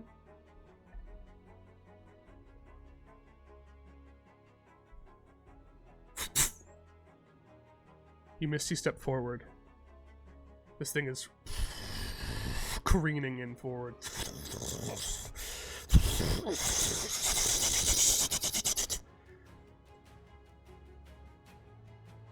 It looks like it's just about to get to you.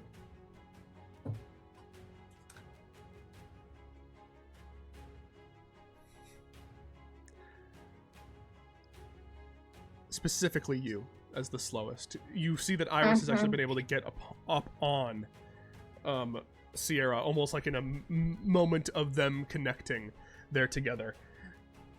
It is coming straight forward for you. Lightning breath recharged. And then all of a sudden, these cannonballs go sailing through the air, hitting it in the face, and you just hear, "Oh no! What?" As you see, slowly, almost out of nowhere,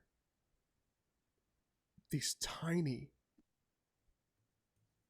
tin soldiers and goblins and centaurs come running out of the forest, like charging this thing. And you just hear like, "Take it down, lads! For Faber Eyes!"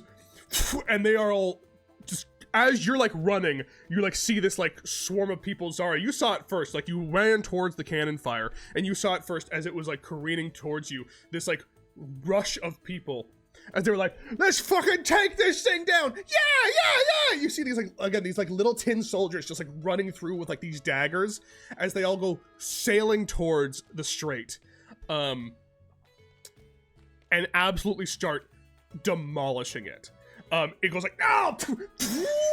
The lightning breath goes like sailing off into the sky, as this whole new gang of weird creatures, like it's almost like these are the weird creatures that were on the periphery that you haven't seen yet. There's like I said, there's goblins, there's centaurs, there's like little like fairies that you haven't seen yet. You haven't seen like actual like fairies yet in this world. There you see little like moss creatures, like little stone creatures rolling out, little tiny trolls. You see, like I said, the tin soldiers. You see, you see like just a full like elf who doesn't even look like they're from the Feywild. You see like an elven form walking out. You also see just like a random, you're certain, just like a demon walking out from this world, like just like going towards this thing. As the DC was 15 and you cast a spell lowering it by 2 and hit the 13 that you needed. And that Oh was the my final. gosh. That was If I got all of our failures, I was going to be so upset. it was very close. As you see, almost like you were like running, you were running for your life, and then like suddenly this wave of just people just start like taking down this creature, like dismantling it, tearing it apart. Basically, imagine Lord of the Rings, just like the Ghost Army comes in and is just like taking this thing down as you're like, oh shit. What do you all do in this moment of adrenaline, like coming to a halt?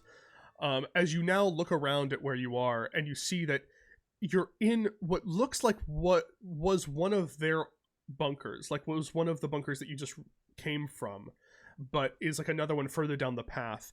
As you've been running, you someone make either a perception or survival check very quickly. I'll do it. Okay. It's going to be an 11. 11. I could try a survival if we Okay. want something. Perception. Right? It's not very good. Nat 20. Nat 20. So you see that you have Making up for my botch. you veered off the path quite a ways, but you see like the golden path is still kind of happening off to the side. You can see where it is. You haven't lost it, but you're not on it at the moment. You see Sierra and Iris have caught up. And you see a few hot air balloons being kind of like docked in this like this like outpost with like cannons and trenches. And again, you see this like just hodgepodge of these different creatures. You see a couple of bullywugs, but they don't seem like hostile to you, like the bullywugs that you fought before. You see a few other Harengon. You see, like I said, just a whole smorgasbord of peoples. Is the straight still on their vehicle, or have they been pulled off of it? The straight, I think they are a vehicle. so the Are they straight- the vehicle? Like, yeah. Yeah, so the straight isn't Okay. a vehicle. The straight is, again, their suits combine while they're in them to be like a Megazord. Oh, I They- see. I thought they were okay. I thought they were writing something, but they were its own. They okay. were it, I get it yeah. now. I get it now. I get it Yeah, now. they were it. Okay. They are now being pulled apart individually and like Oof. being killed. Excuse me. Can I roll an insight check on this group as to whether or not they would be hostile? If like, do they notice us? Yeah, make I an figure that insight they check. just know. Okay. Make an insight check. Also, is this reminiscent of like the Imagination Land episode of South Park? Because that's what I thought of when you said hot air balloons. A little. 9.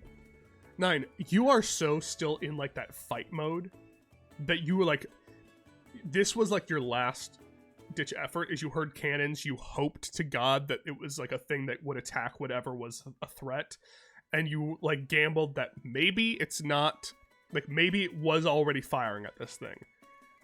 I don't want to cheer for them. And you gambled and it paid off, but you have no idea what's about to happen now. Because like now you realize you're like surrounded by a ton of people. And there's like not many ways to go now. I ask Iris if she recognizes these people. Iris is just kind of like, yeah, they're They're from... Like, Iris, this entire time has looked, like, shocked from, like, the Golden Path to this. They're from Fable Rise, but they're supposed to be neutral. I've never seen them do any kind of fighting whatsoever.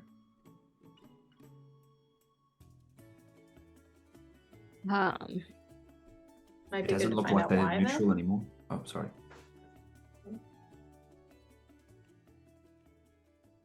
I mean, I think we should keep following the road. Let's take advantage of their distraction and get out of here. What do we think? Yeah, I think either that or maybe finding out why they're not neutral.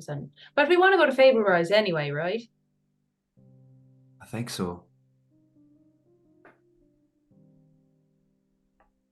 Okay. It could be allies.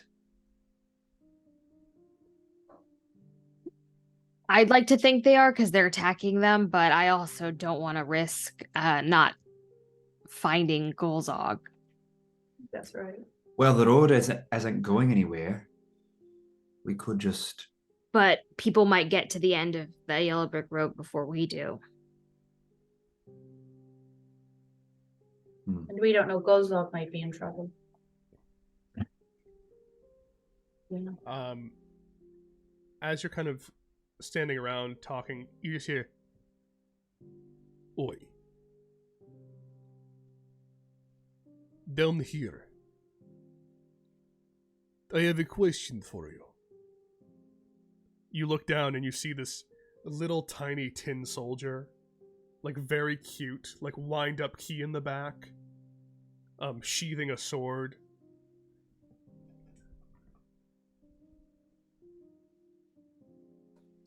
"What do you know of this golden path that has appeared here?"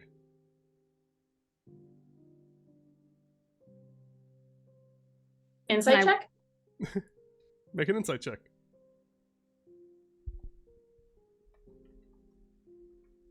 Can I do one too? or- 24. Yeah, We don't anyone who need it. wants. Anyone who wants to. 24. Stand. This one I mean, you look down in this little, like, very cute face. Like it's a tin soldier with like a porcelain like little face, like little chipped paint, like chipped paint that makes it look like there's a scar over the eye, but it's just chipped Oh, paint. cool. Cute. Badass. And that doesn't look. You see, has their hand over, like, is resting on the hilt of their sword, their tiny sword. Is small, but is imposing in a way that Sir Talavar never was. Fucking burns or like Actually, like a this- vibe. Like, the vibe check that you get is that this toy soldier has killed before, and if forced to, will kill again. Oh wow.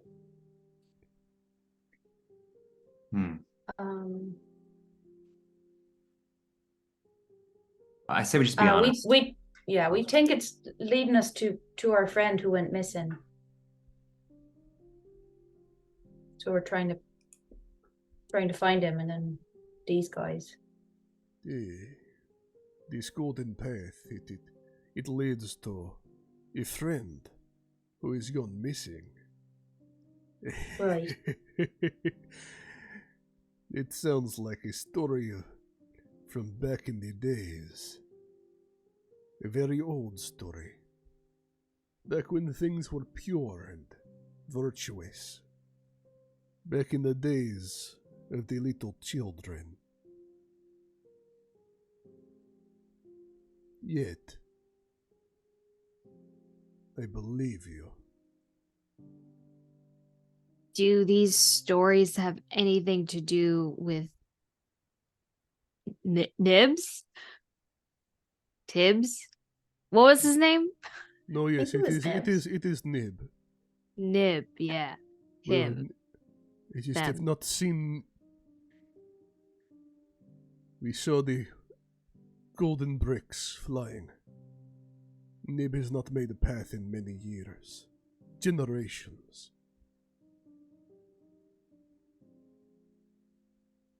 We took it as a sign. Something has changed. Was it you? What have you done?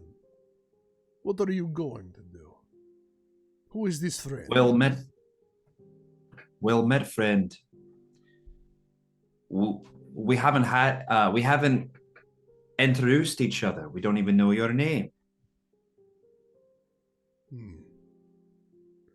I'm Tone. What's yours? The little toy soldier looks, and you can see that it didn't look like it didn't put up any kind of a fight. Like there was clearly some kind of fight happening in the background of this, but sheer numbers did away with it. And for those keeping track, because I for sure fucking am, and honestly this is like, hey, Dylan, if you need to watch the VOD to remember which cards are out of commission: 3 of diamonds, 4 of hearts, 5 of spades, 6 of clubs, 7 of diamonds, off the board. As they all Rewatch the VOD now. As they all lie in scattered ruins, and he just goes, Hey, my name is Pavel Kuzman. One more time. My name is Pavel. Pavel. Pavel, yes. Wait, did you say you were from Fable Rise? I did not say... Oh, yes, I did. I'm getting careless in my old age. Yes, we're from Fable Rise. I only asked because we ran into a couple of other cards earlier, and they said the Queen was planning to attack Fable Rise. Right? That was it? That they were... You have Yes. you have a piece of paper that says it. Oh, here, this. We found it, and we wanted to, after we found our friend, we wanted to come warn you lot.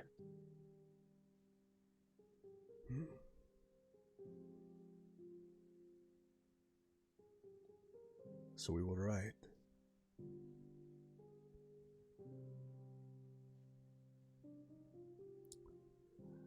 We were right.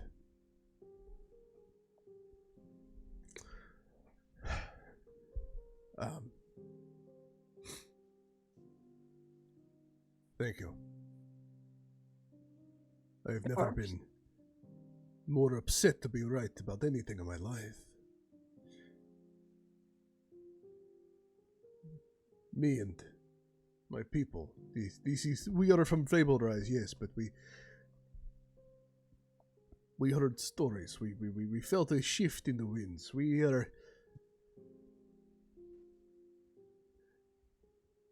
have threads all around this place. Seeing the shifting of stories, different narrators telling their own versions. And we heard something new. That maybe they were going to pull us in, and we had to strip off the yoke of neutrality to understand what might be happening. And so we were right. I'm sorry. Oh, it's all right.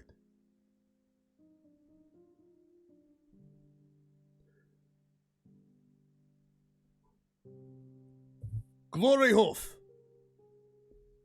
And you just see this, absolutely ripped centaur. Just, dark mane. Just covering one eye. Yes. What's up, Pavel? Just, kind of clops on over. Just this, dark goth emo centaur. Glory Hoof. I did choose the name incorrectly, I guess.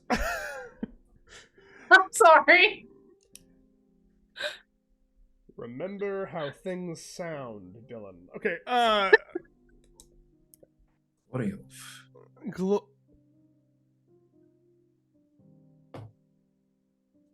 and he just looks at the sheets of paper and goes, Do you mind if I share with my lieutenant? Please. Glory Please do. We will write.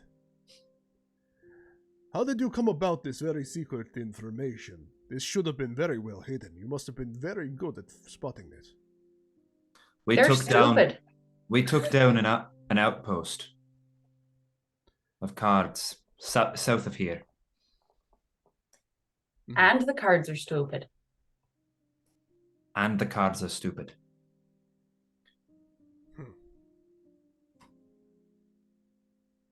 We've been gone for too long. Our head in the clouds, so to say. I did not realize they were stupid.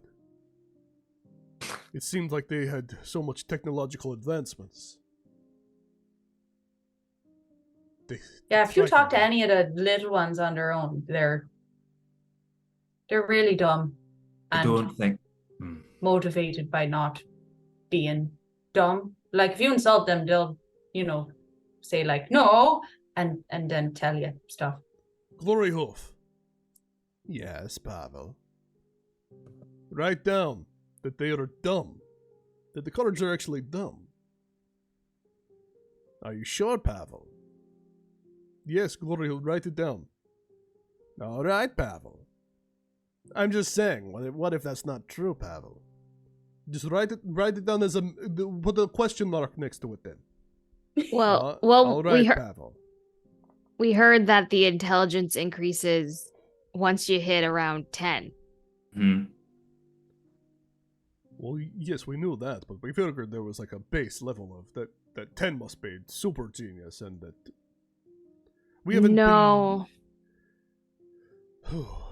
I think they're getting their technology from someone else. Someone initialed TM. We think it stands for trademark.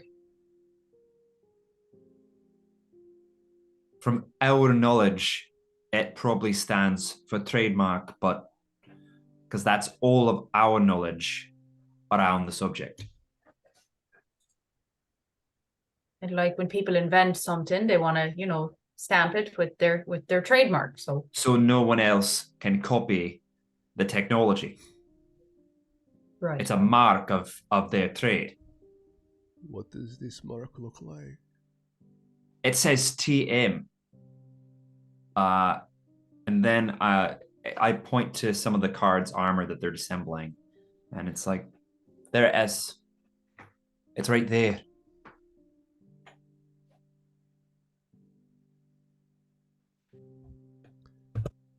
Pavel looks at the armor.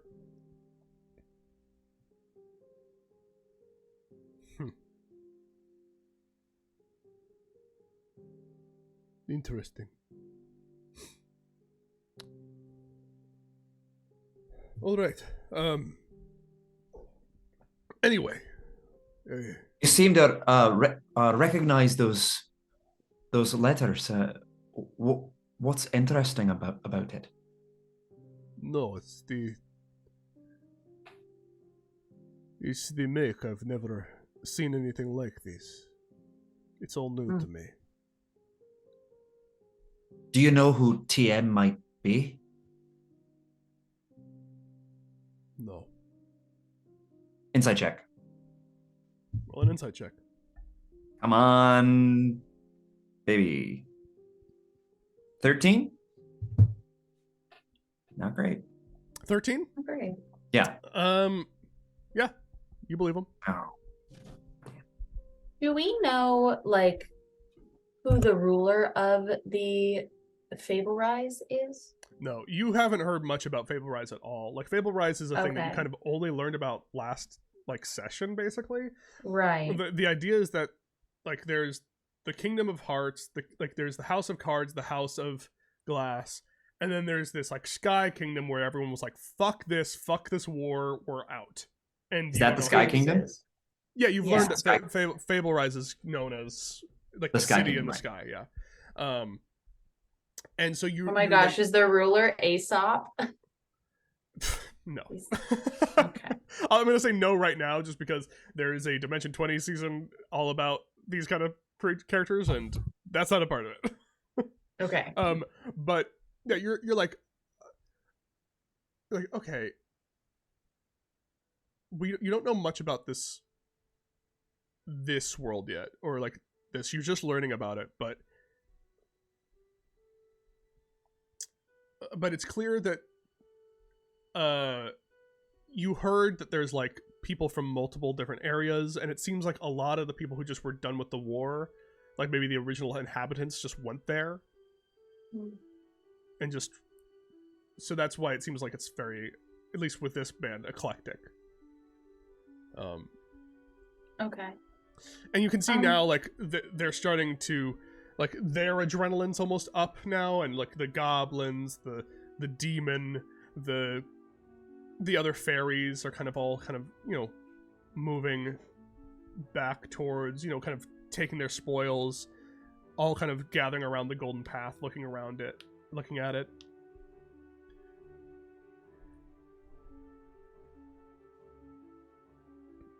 So, you said you're looking for your friend, and they are at the end of this golden path. Well, thank you for this information. It is very helpful. As I said, I am Pavel. We call ourselves the Spinners. We are an offshoot. A lot of the people in Fable Rise would still like to keep their neutrality. Obviously, I'm going to have to tell them that that is impossible now.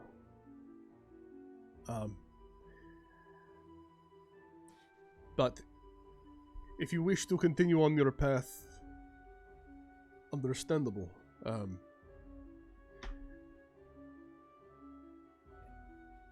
Once we find our friend, if you need any help, is there anything we can do, or do you have any way that we could reach you? Well, yes. It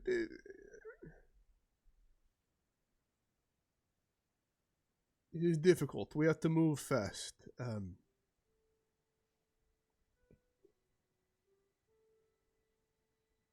For this piece of he just goes, for this piece of information, this is worth it.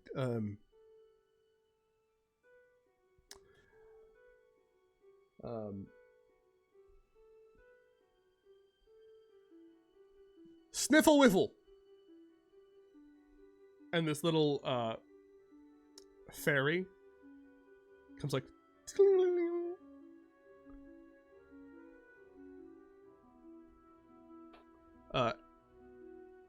do any of you speak Sylvan? No. No, but I could eventually. It's very fast what happens. You just hear like a little conversation in Sylvan. Speak dwarf. And you just see like Sniffle Wiffle being like, like looking over at the piece of paper that Pavel's just like holding, which is like about the size of him, but he's just like holding it up.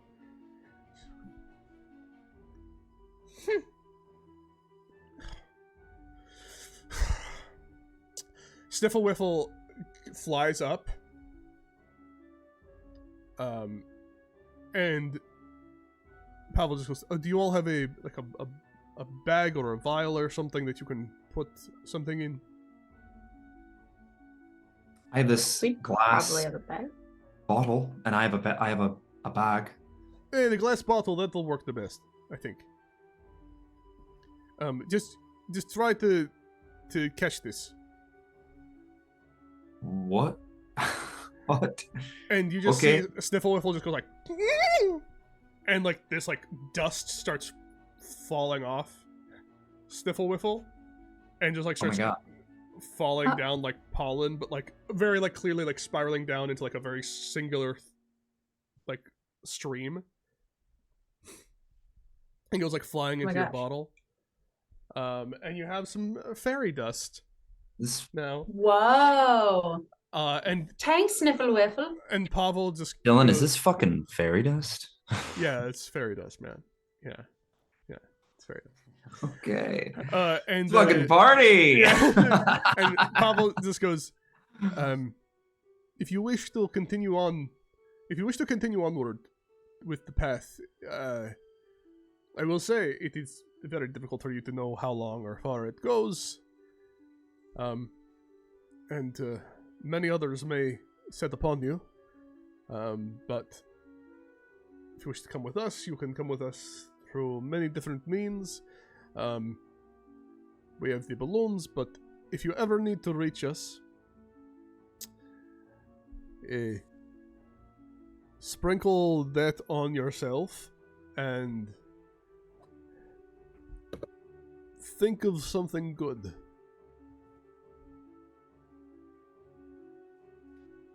Okay. How many uses would you say this thing, this bottle has? One for each of us? One for each of you, yeah. Oh, Okay. and also, just so you know, because this might be useful for your people, the twos are the most powerful cards, and they're said to be like shapeshifter assassins. All right. They can be anything. I think that's what I've been told and what I've deduced. Shit. Oh, and do you know about the Ace of Spades?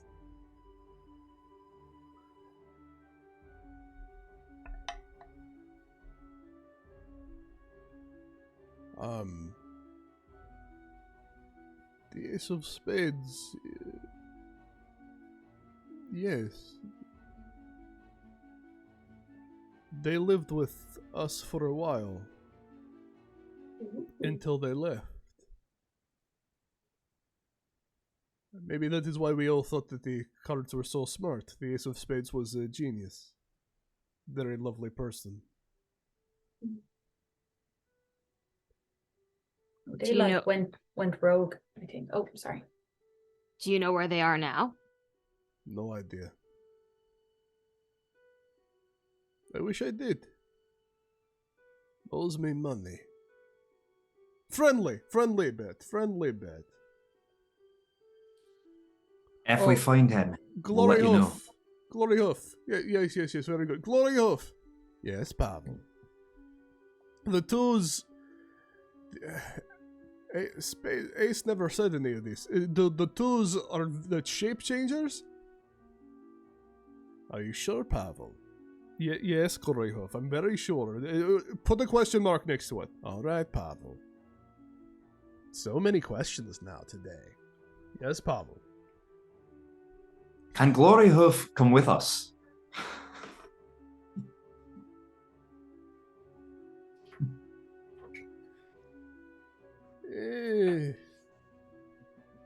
I have one person who does the notes. But Good idea. it's really up to you, Glory Hoof. Do you want to go with them? I don't know. I might be persuaded. Why and how? You seem like a large group already.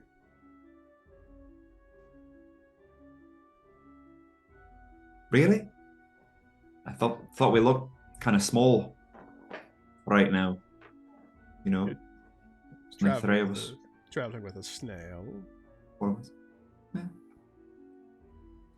There's a large centaur-sized hole that can only be filled.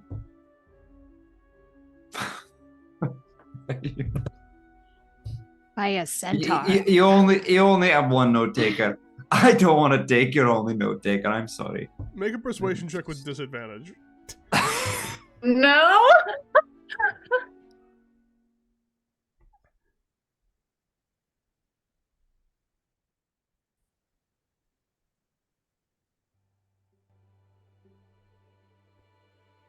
What's that, Sean? 10. 10. Hey, Pavel? Hey, Pavel. Yes. I don't want to go with them. Okay. Fair enough. Like, I really don't want, I don't feel like I would vibe with them at all. Okay. Yeah, that's fine. That's fine. Yeah, there's just something about them. It just rubs me the wrong way, especially the one that keeps talking. Gloryhoof, they can hear you. I know, it's just that I feel like it's very unnatural for me to just leave you here all alone, with no one to take the notes. Why would they even suggest it right in front of your face, and in front of my face, without even asking me? I feel weird about them now. Gloryhoof, they might be helping save our entire nation. Alright, Pavel. No, Gloryhoof, don't put a question mark next to that statement. That one is true. That one's real. Alright, Pavel. Whatever you say, Pavel. Did you Insight put check. Roll an insight check. 10. 10. You don't know what the fuck's going on with Gloryhoof. Gloryhoof is a whole enigma to you. Look, I understand, we're a little weird in this world and you might not like us, but we have the same enemy, so if you need us for anything in the future, come find us and we'll help you out. All right. This is very good. Also, we don't really know much about where you come from. Will you make sure that gets to like your queen or your ruler or president, governor? Oh yes, I will take it to the council. Do any of them look hurt? Huh? Do any of them look really hurt? Yeah, you see a few, like, they're kind of doing like some triage on themselves, like little bandages. Some of them look a little bit more worse for wear. But none of them look too down because of just the sheer amount. And also, you actually did do a fair amount of damage to them. It's just that, like you did do a respectable amount of damage. It's just that they can do a lot of damage to you all. Got it. Okay. But you see some, like one of the Harangon and one of the Bullywugs are like a little bruised. You see the demon is just like, oh god. Oh god. Oh, am I bleeding? Oh. Is that blood?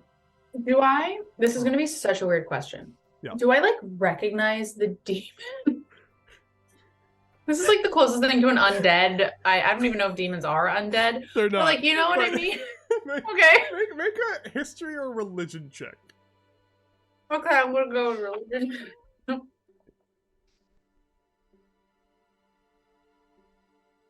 Thank God these are going off the table. They're really bad. Oh, that's so bad. 6. It's not destined to have a good roll there. You look over at that demon and you're like, for some reason, this is the weirdest thing you've seen. In all of the Feywild, this is the weirdest thing you've seen so far in Prismere. Is just a full, like, you can't even be like, oh, this is a Fey. You're like, this is a demon. This is a full demon. Mhm. Just hanging out. But you don't recognize them. Okay. I'm going to like talk to I them guess, now. should we keep going down the road? And I'll say that, I guess. I mean, we could go with them, but that I'd feels say like that not it's looking more like a devil to you, just so you know, like just. Oh, sorry.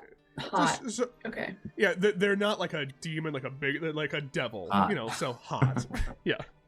They're hot, yeah. Yeah, they're Let's hot. Call a spade a Yeah. spade. Call, Yeah. it, call a devil a devil. Like they never skip arm day or leg day. Everything's Arm- just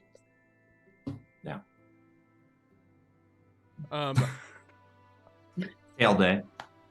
Iris, you see Iris Brilliant outfit. goes up to one of the Harangon,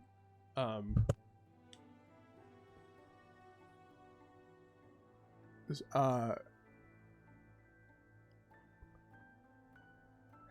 oi,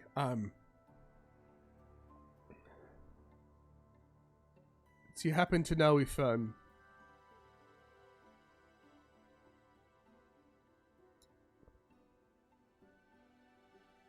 Do you happen to know on which... And Iris just kind of like rubs their head, and the Herringon just like looks at her. Goes, do you know what time it is lately?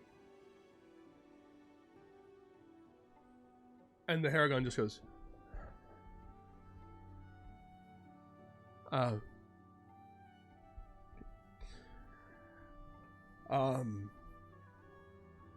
no, sadly, I don't. I, haven't checked the time in quite a while. Last time I checked it,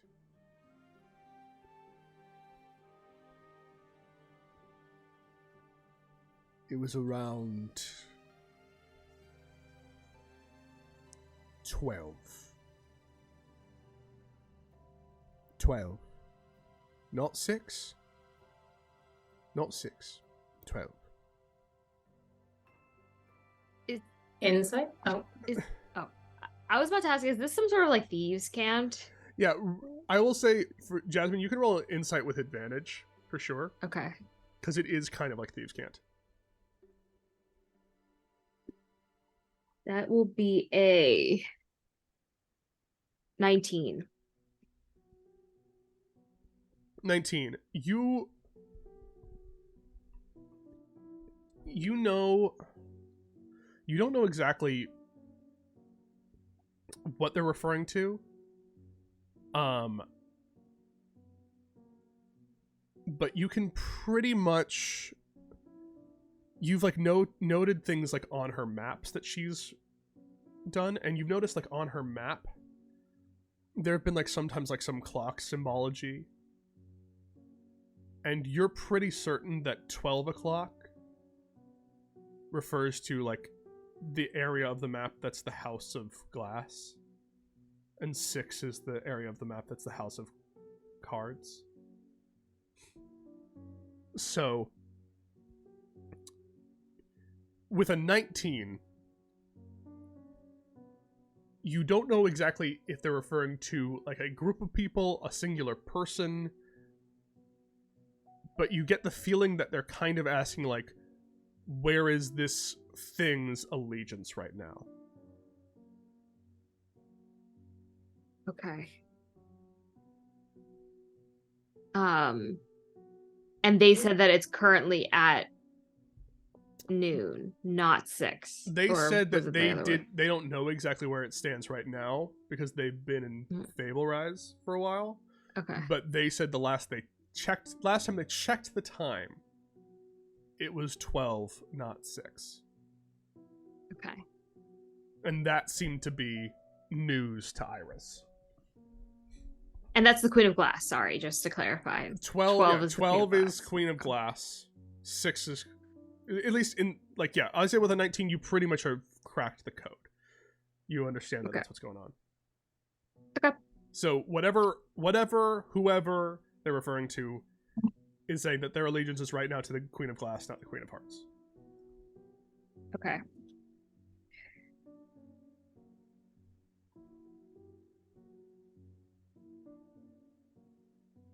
All right.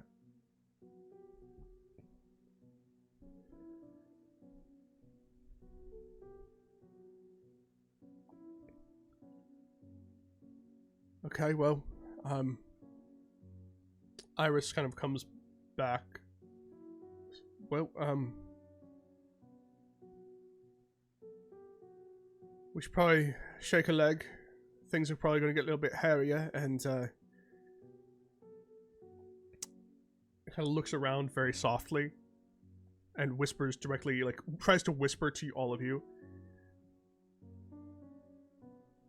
And with what's going on with you specifically, it looks directly at you, Zara.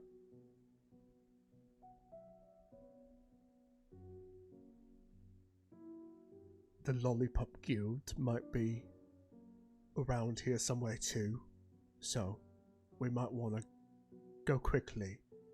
Otherwise, this might get a little hairy.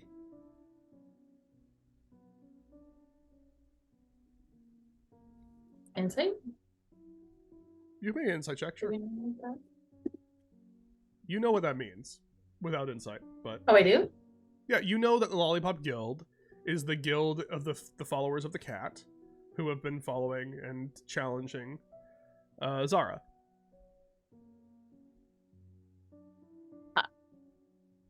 I think I might have been out for a couple of those. Okay, well that is a thing that you would have known. Got it. Okay. Thank you. Thanks. Can I roll an insight check though to see if Iris was speaking in code to hide from us or to hide from the other people from Fable Rise? Like, basically, is it gonna be okay if I ask them who they're talking about specifically?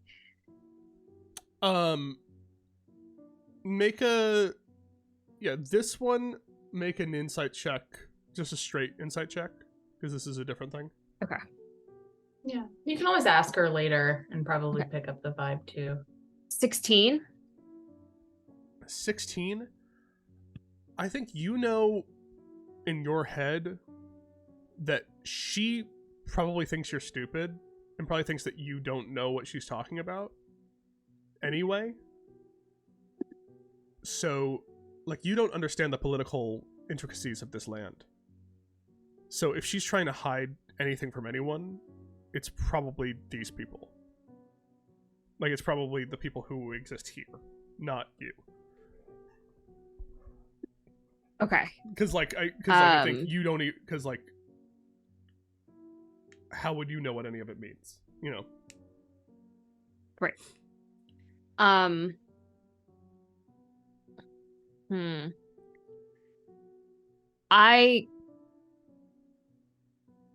do I want to phrase this? I'm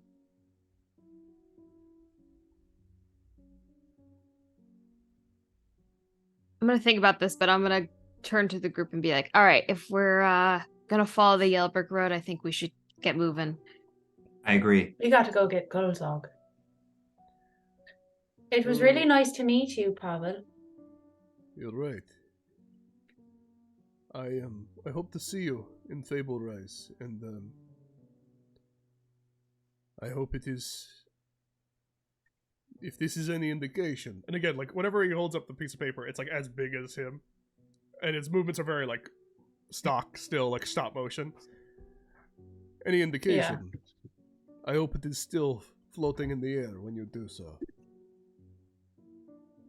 Like I said, if you fly up high enough, you'll see it. You'll find us. And how do we get back down? I've heard that's a bit of an issue, but we can always cross that bridge later. Well, once you come up to our city, stick with me.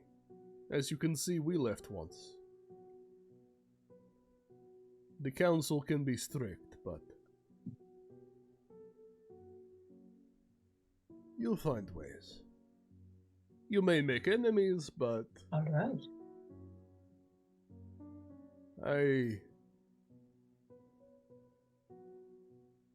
as long as you're okay with making enemies.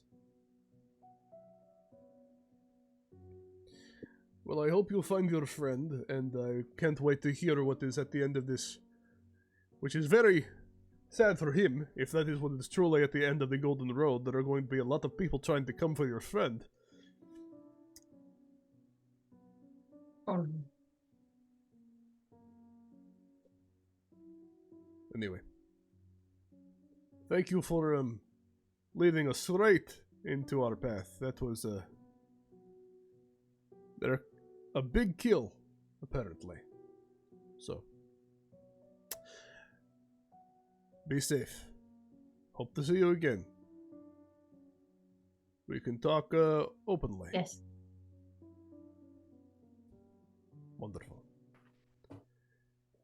You see the rest of the groups, like they're starting to kind of like hurl the suits of the cards into their bunker, or like they're kind of like loading up some of their hot air balloons. Yeah.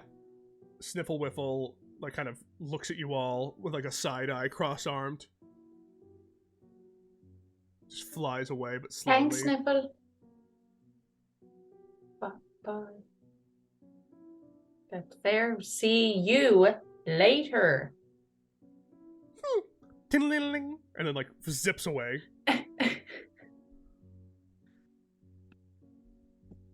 Try to catch more dust. I'm like, oh. There's no more dust. And what do you all do? I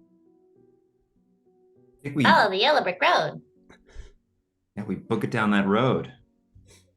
Before I go back to moving a couple paces ahead, Zara's been trying to find a clever way to go about asking this question, but eventually she just turns to Iris and is like, okay, so whose allegiance is with the Queen of Glass right now? Oh. What? What? Who's at 6 Well, was it 6 o'clock? 12. 12 o'clock. Who's at 12 o'clock? Well, if you're snooping on me, you would know that we don't know if they're at 12 o'clock or 6 o'clock. It's just that was the last time that they knew that that's where he was. My point is, who are they? Where? Who And I was? wasn't snooping. You were talking very openly, and the code wasn't very hard.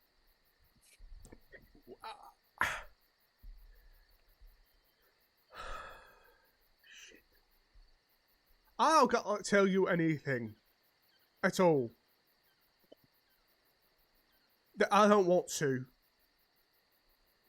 Is it us? What? No. What are you talking about? Of course it's not you. That was above the table, below the table, around the table. What? Is it you? What? It's not me. Why would I be Maybe asking about my it's- own? Why would I be asking about my own self? Maybe it's Nib. Hmm. It's not Or- Nib. Nib is in a cave and is always in Nib's cave. Nib's cave is always there. Was And it what Glory about- Horse? Are you talking about the Lollipop Guild? No, I'm not. Shut your mouth. You Maybe don't want to it's say the that's like the boogeyman. dragon. Maybe it's the dragon from the other side Is it the dragon? What are you talking about? What dragon? that we got our scales from for the passport. What, you mean the Lady of the Lake?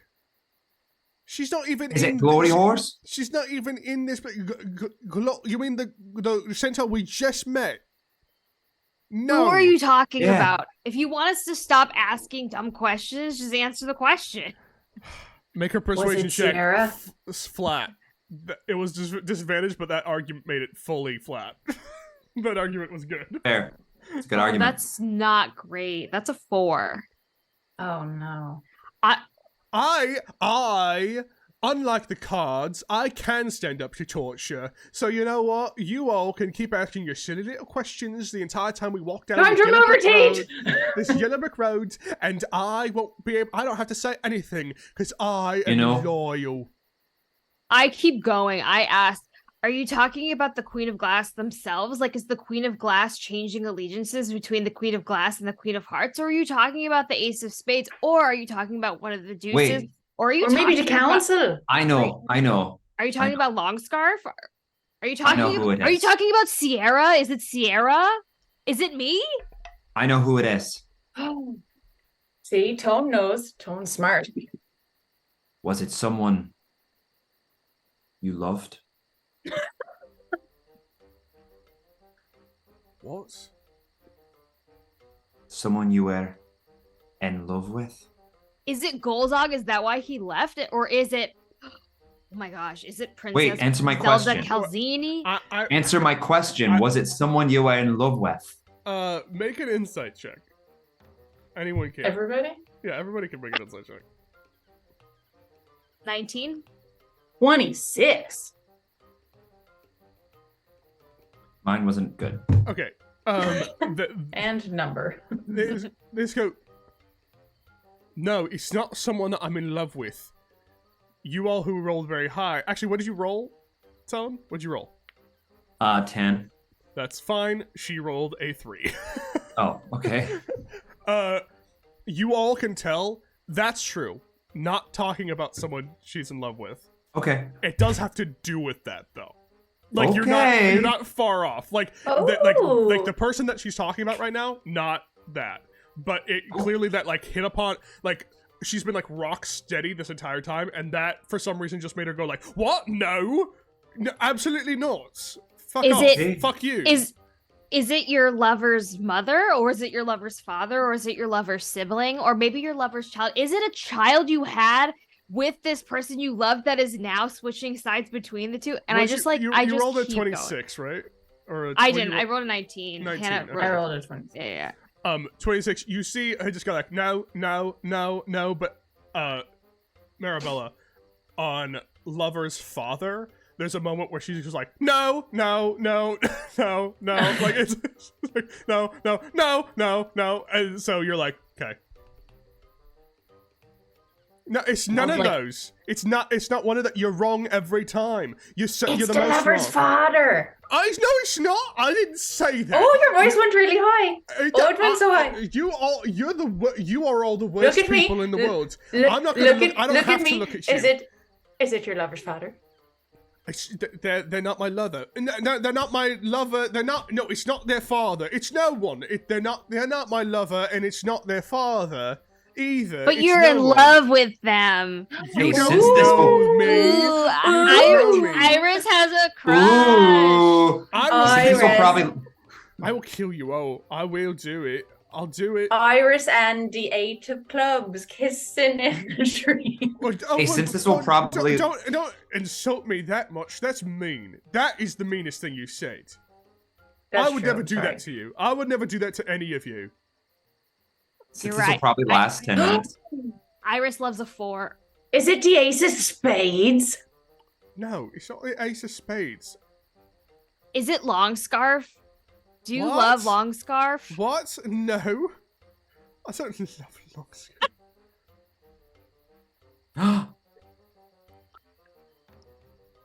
That's the only reason why you came with us, because you love him.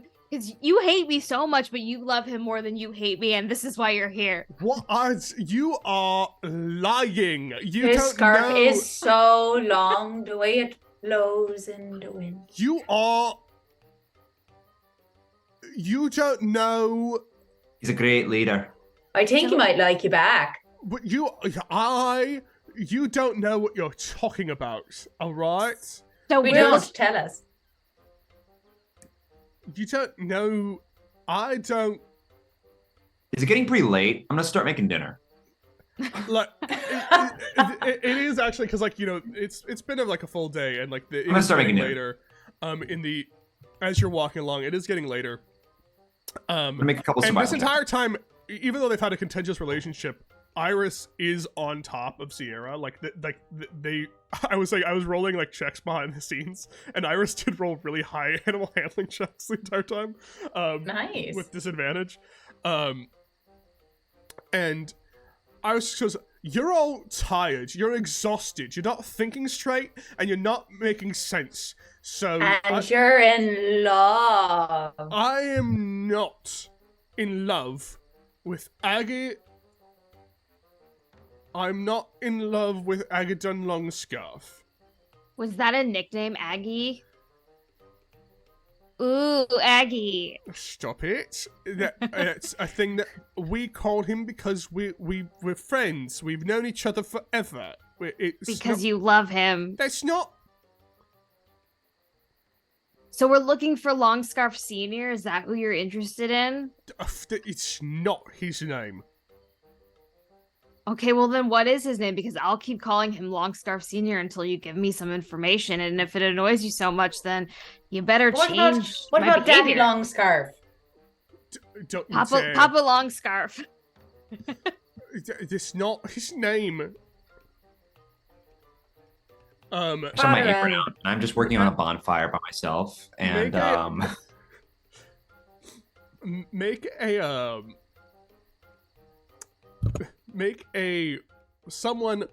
Make a persuasion check with like Alright, I'm a +0. I'm busy. disadvantage. I rolled a 17 for nature. As You have a -1? Are you all pulling aside to Okay. like start making camp because it is getting late? I would love a long rest, selfishly. Yeah. I think naturally this is where this is headed. Mm-hmm. I rolled a 17 for nature. Can I find some little ingredients around here? Yes, very much. Oh, so. I rolled 2 3s, so that would be a 3 of a persuasion check. We are the worst group at trying to get people to text. I will say I set the DC, and we're gonna re-roll. Was it 2?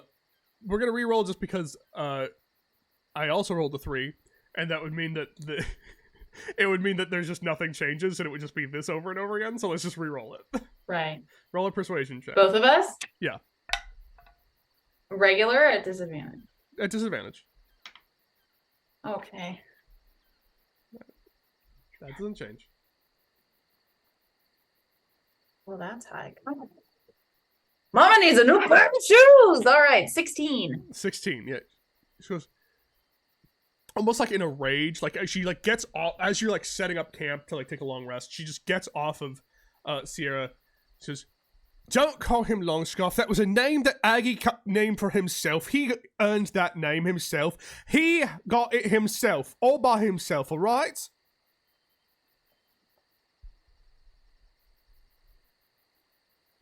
So don't. Aggie.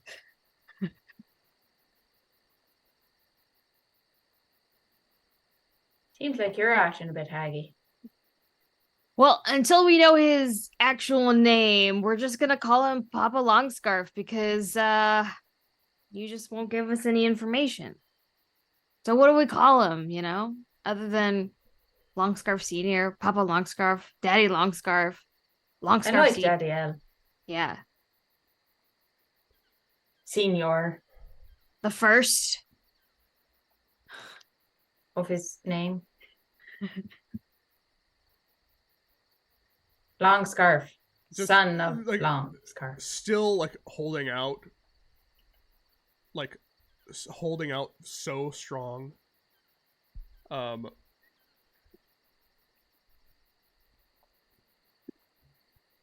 just goes like, okay.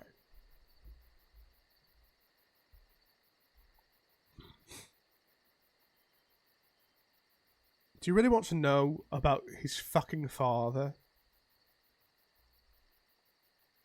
Do you really want to know? Well, yeah, and like why you were asking about him to another friend.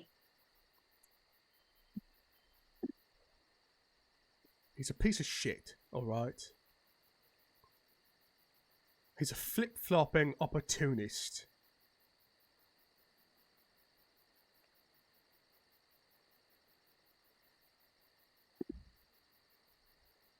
He pulled Agaton and all his friends and the family back and forth across the lines over and over again to whatever side he seemed fit that would make him feel like he was a little bit safer.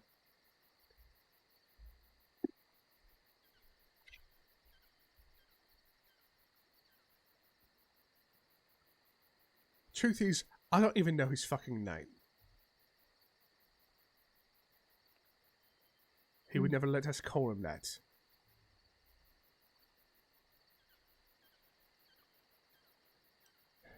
He was strict and ruthless and meek and annoying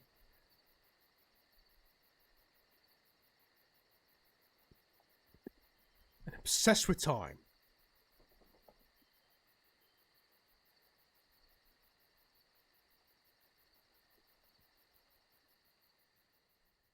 Everyone just knows him as the White.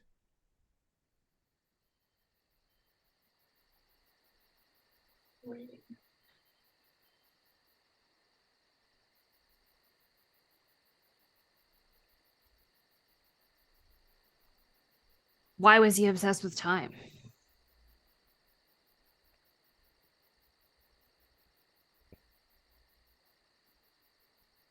I don't know. I have no... It was a big mystery. It's just, it seemed like he never had enough. Seemed like there was never enough time.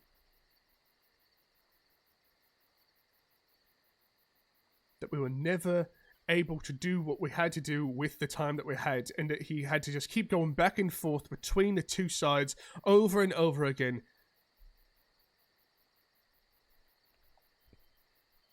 Like there was something that he was building up to, like a destiny that he was waiting for forever and ever and ever and ever. And if we didn't fit into it, it didn't matter. And I'm talking about everyone. Every Herringon, every rabbit. His brother, his friends, especially Aggie.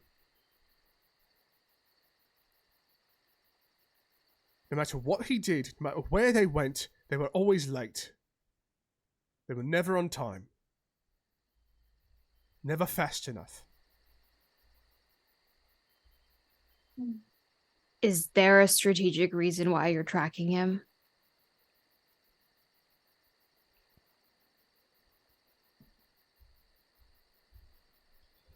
Make a persuasion check. Just a Okay. persuasion check. Also, John, how's that food coming? make a check with really your good. yeah. Make a check with your chef's tools. I forget which check that is. A knife check. My frying pan? Yeah, with your frying pan. Like usually it's your chef tools, which means that you just have proficiency either with like Arcana or Survival, whatever's your highest. That's your cooking skill. Okay. 13 on the persuasion. Oh. 22, baby. 22. Okay. I'd also like to grab a little bit of confession and honesty and some of the blushing that she was using earlier. Mix it in with some garlic and potatoes into sort of like an elixir of truth, or like a sort of a vulnerability stew that has kind of a smoky flavor but a really rich flavor. There's Filling. no meat around, but I found like some potatoes with my nature check earlier, and the herbs that you're finding around the Golden Path as well are like magically imbued. This is really wonderful. This stew, this is like would really help people open up. I will say, as like she's getting a whiff of that, roll with advantage, Jasmine. Well, so 13. Okay. Okay. good enough.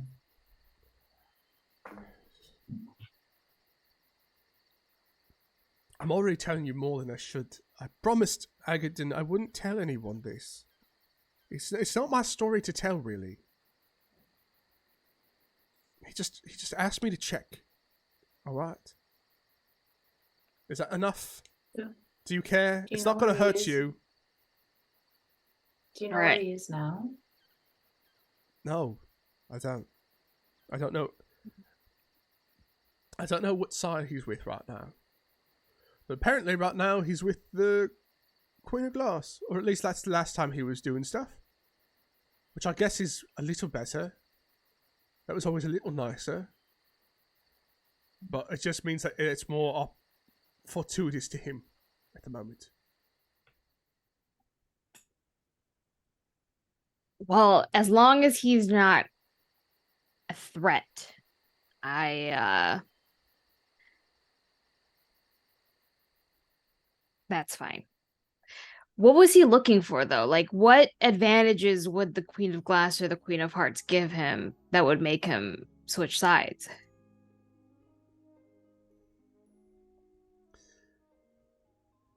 It was always we were young. We wouldn't always know. It would be different. It depended, right? It was like, this war has gone on for so long. Sometimes it was just, I swear, fear. Like he was just scared of one side or the other, so he would go back and forth. But the thing is, both sides would welcome him back with open arms every time. The Queen of Hearts was always very, very fierce with him, but would always have him as a loyal advisor way up at the top. And the Queen of Glass would at least hear him out. have him back. And again, we never really would be able to figure it out what he was after, what was happening.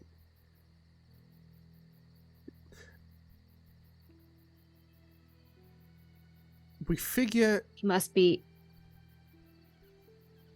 there's something that he's trying to do that has to do with, like I said, with a grand plan that we were never able to figure out because it was so fucking confusing. He must be pretty powerful, though, for them to accept him every time he betrayed them. Yeah. The main thing is that we didn't really care at a certain point about why. I mean, we do care. The main thing that I cared about was that he's a shitty father. And that he hurt my friend. And always ends up hurting him. Makes him sad and angry and doesn't appreciate him.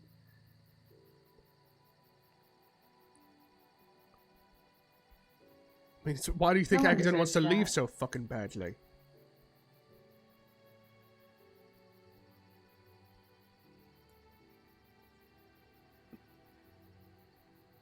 Like I Thanks said. for sharing that with us.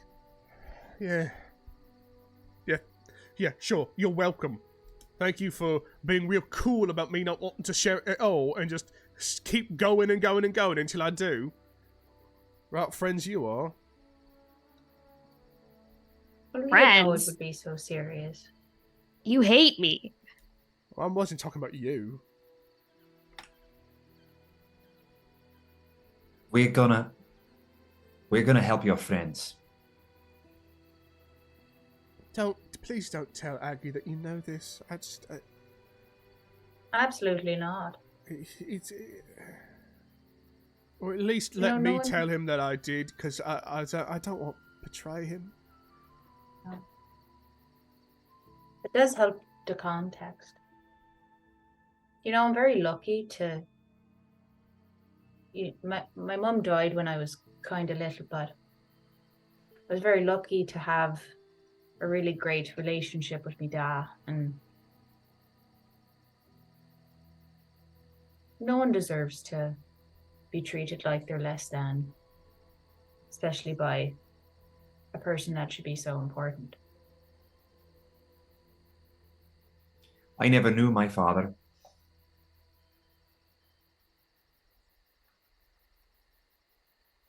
Really? No.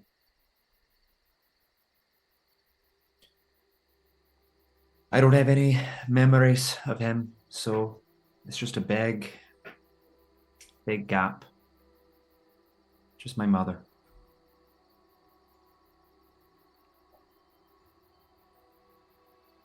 What about you, Zara?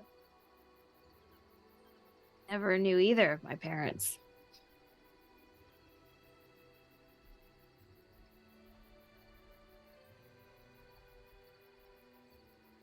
And here we all are. How's the stew? It's making me feel real vulnerable. And it's real good.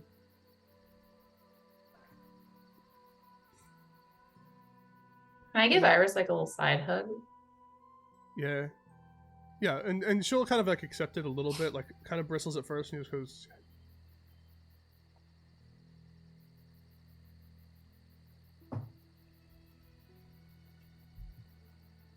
I don't know.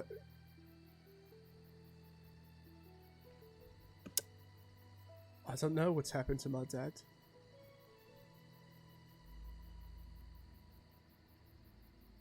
I left to help Aggie, but meant leaving him behind. He was decent to me.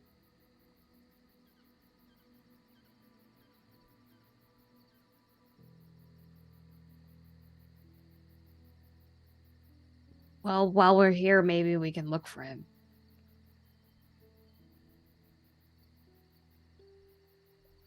I know where he should be, but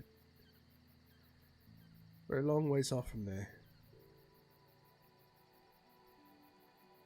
Where? Oh, well, he's been loyal to the Queen of Glass for a long time.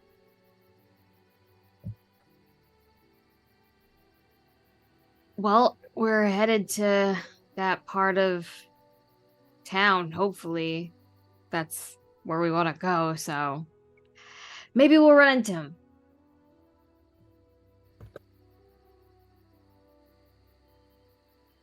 And I'm not in love with Agadan. Sure.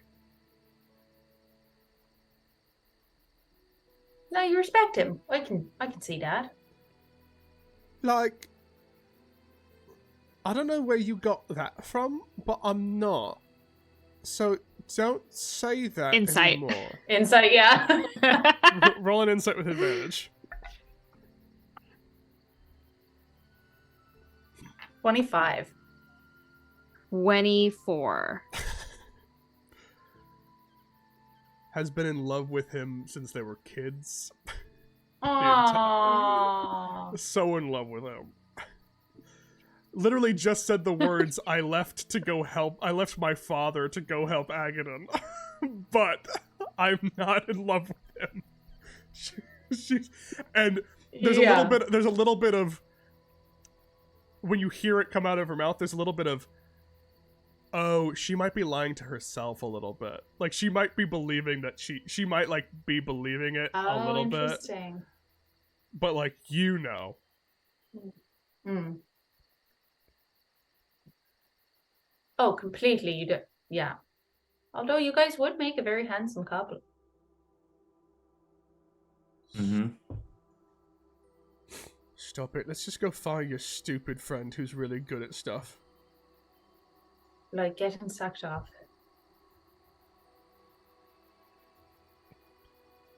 Oh, I meant the mermaid one. Oh, Oh, right. She is really good at Sure. things, right? She's like It was surprisingly talented. you can't be talking about Golzok. Somewhere Golzog just went, ow.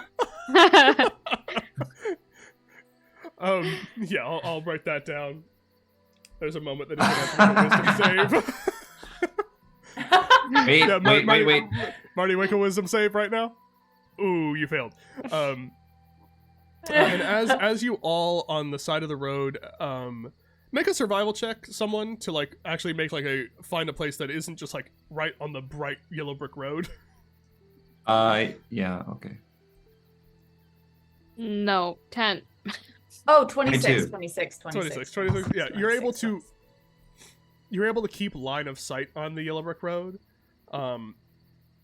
Basically, Marabella, with your bend sight, whatever that one's called, with your sight, you're able to like Warp sight. warp sight, you're able to like get kind of really out of sight of the yellow brick road, so you're not like in any eye line of anyone who might be following it, but you're able to kind of like warp sight and keep track of it and know where it is, so that like, you're not gonna lose it in the middle of the night.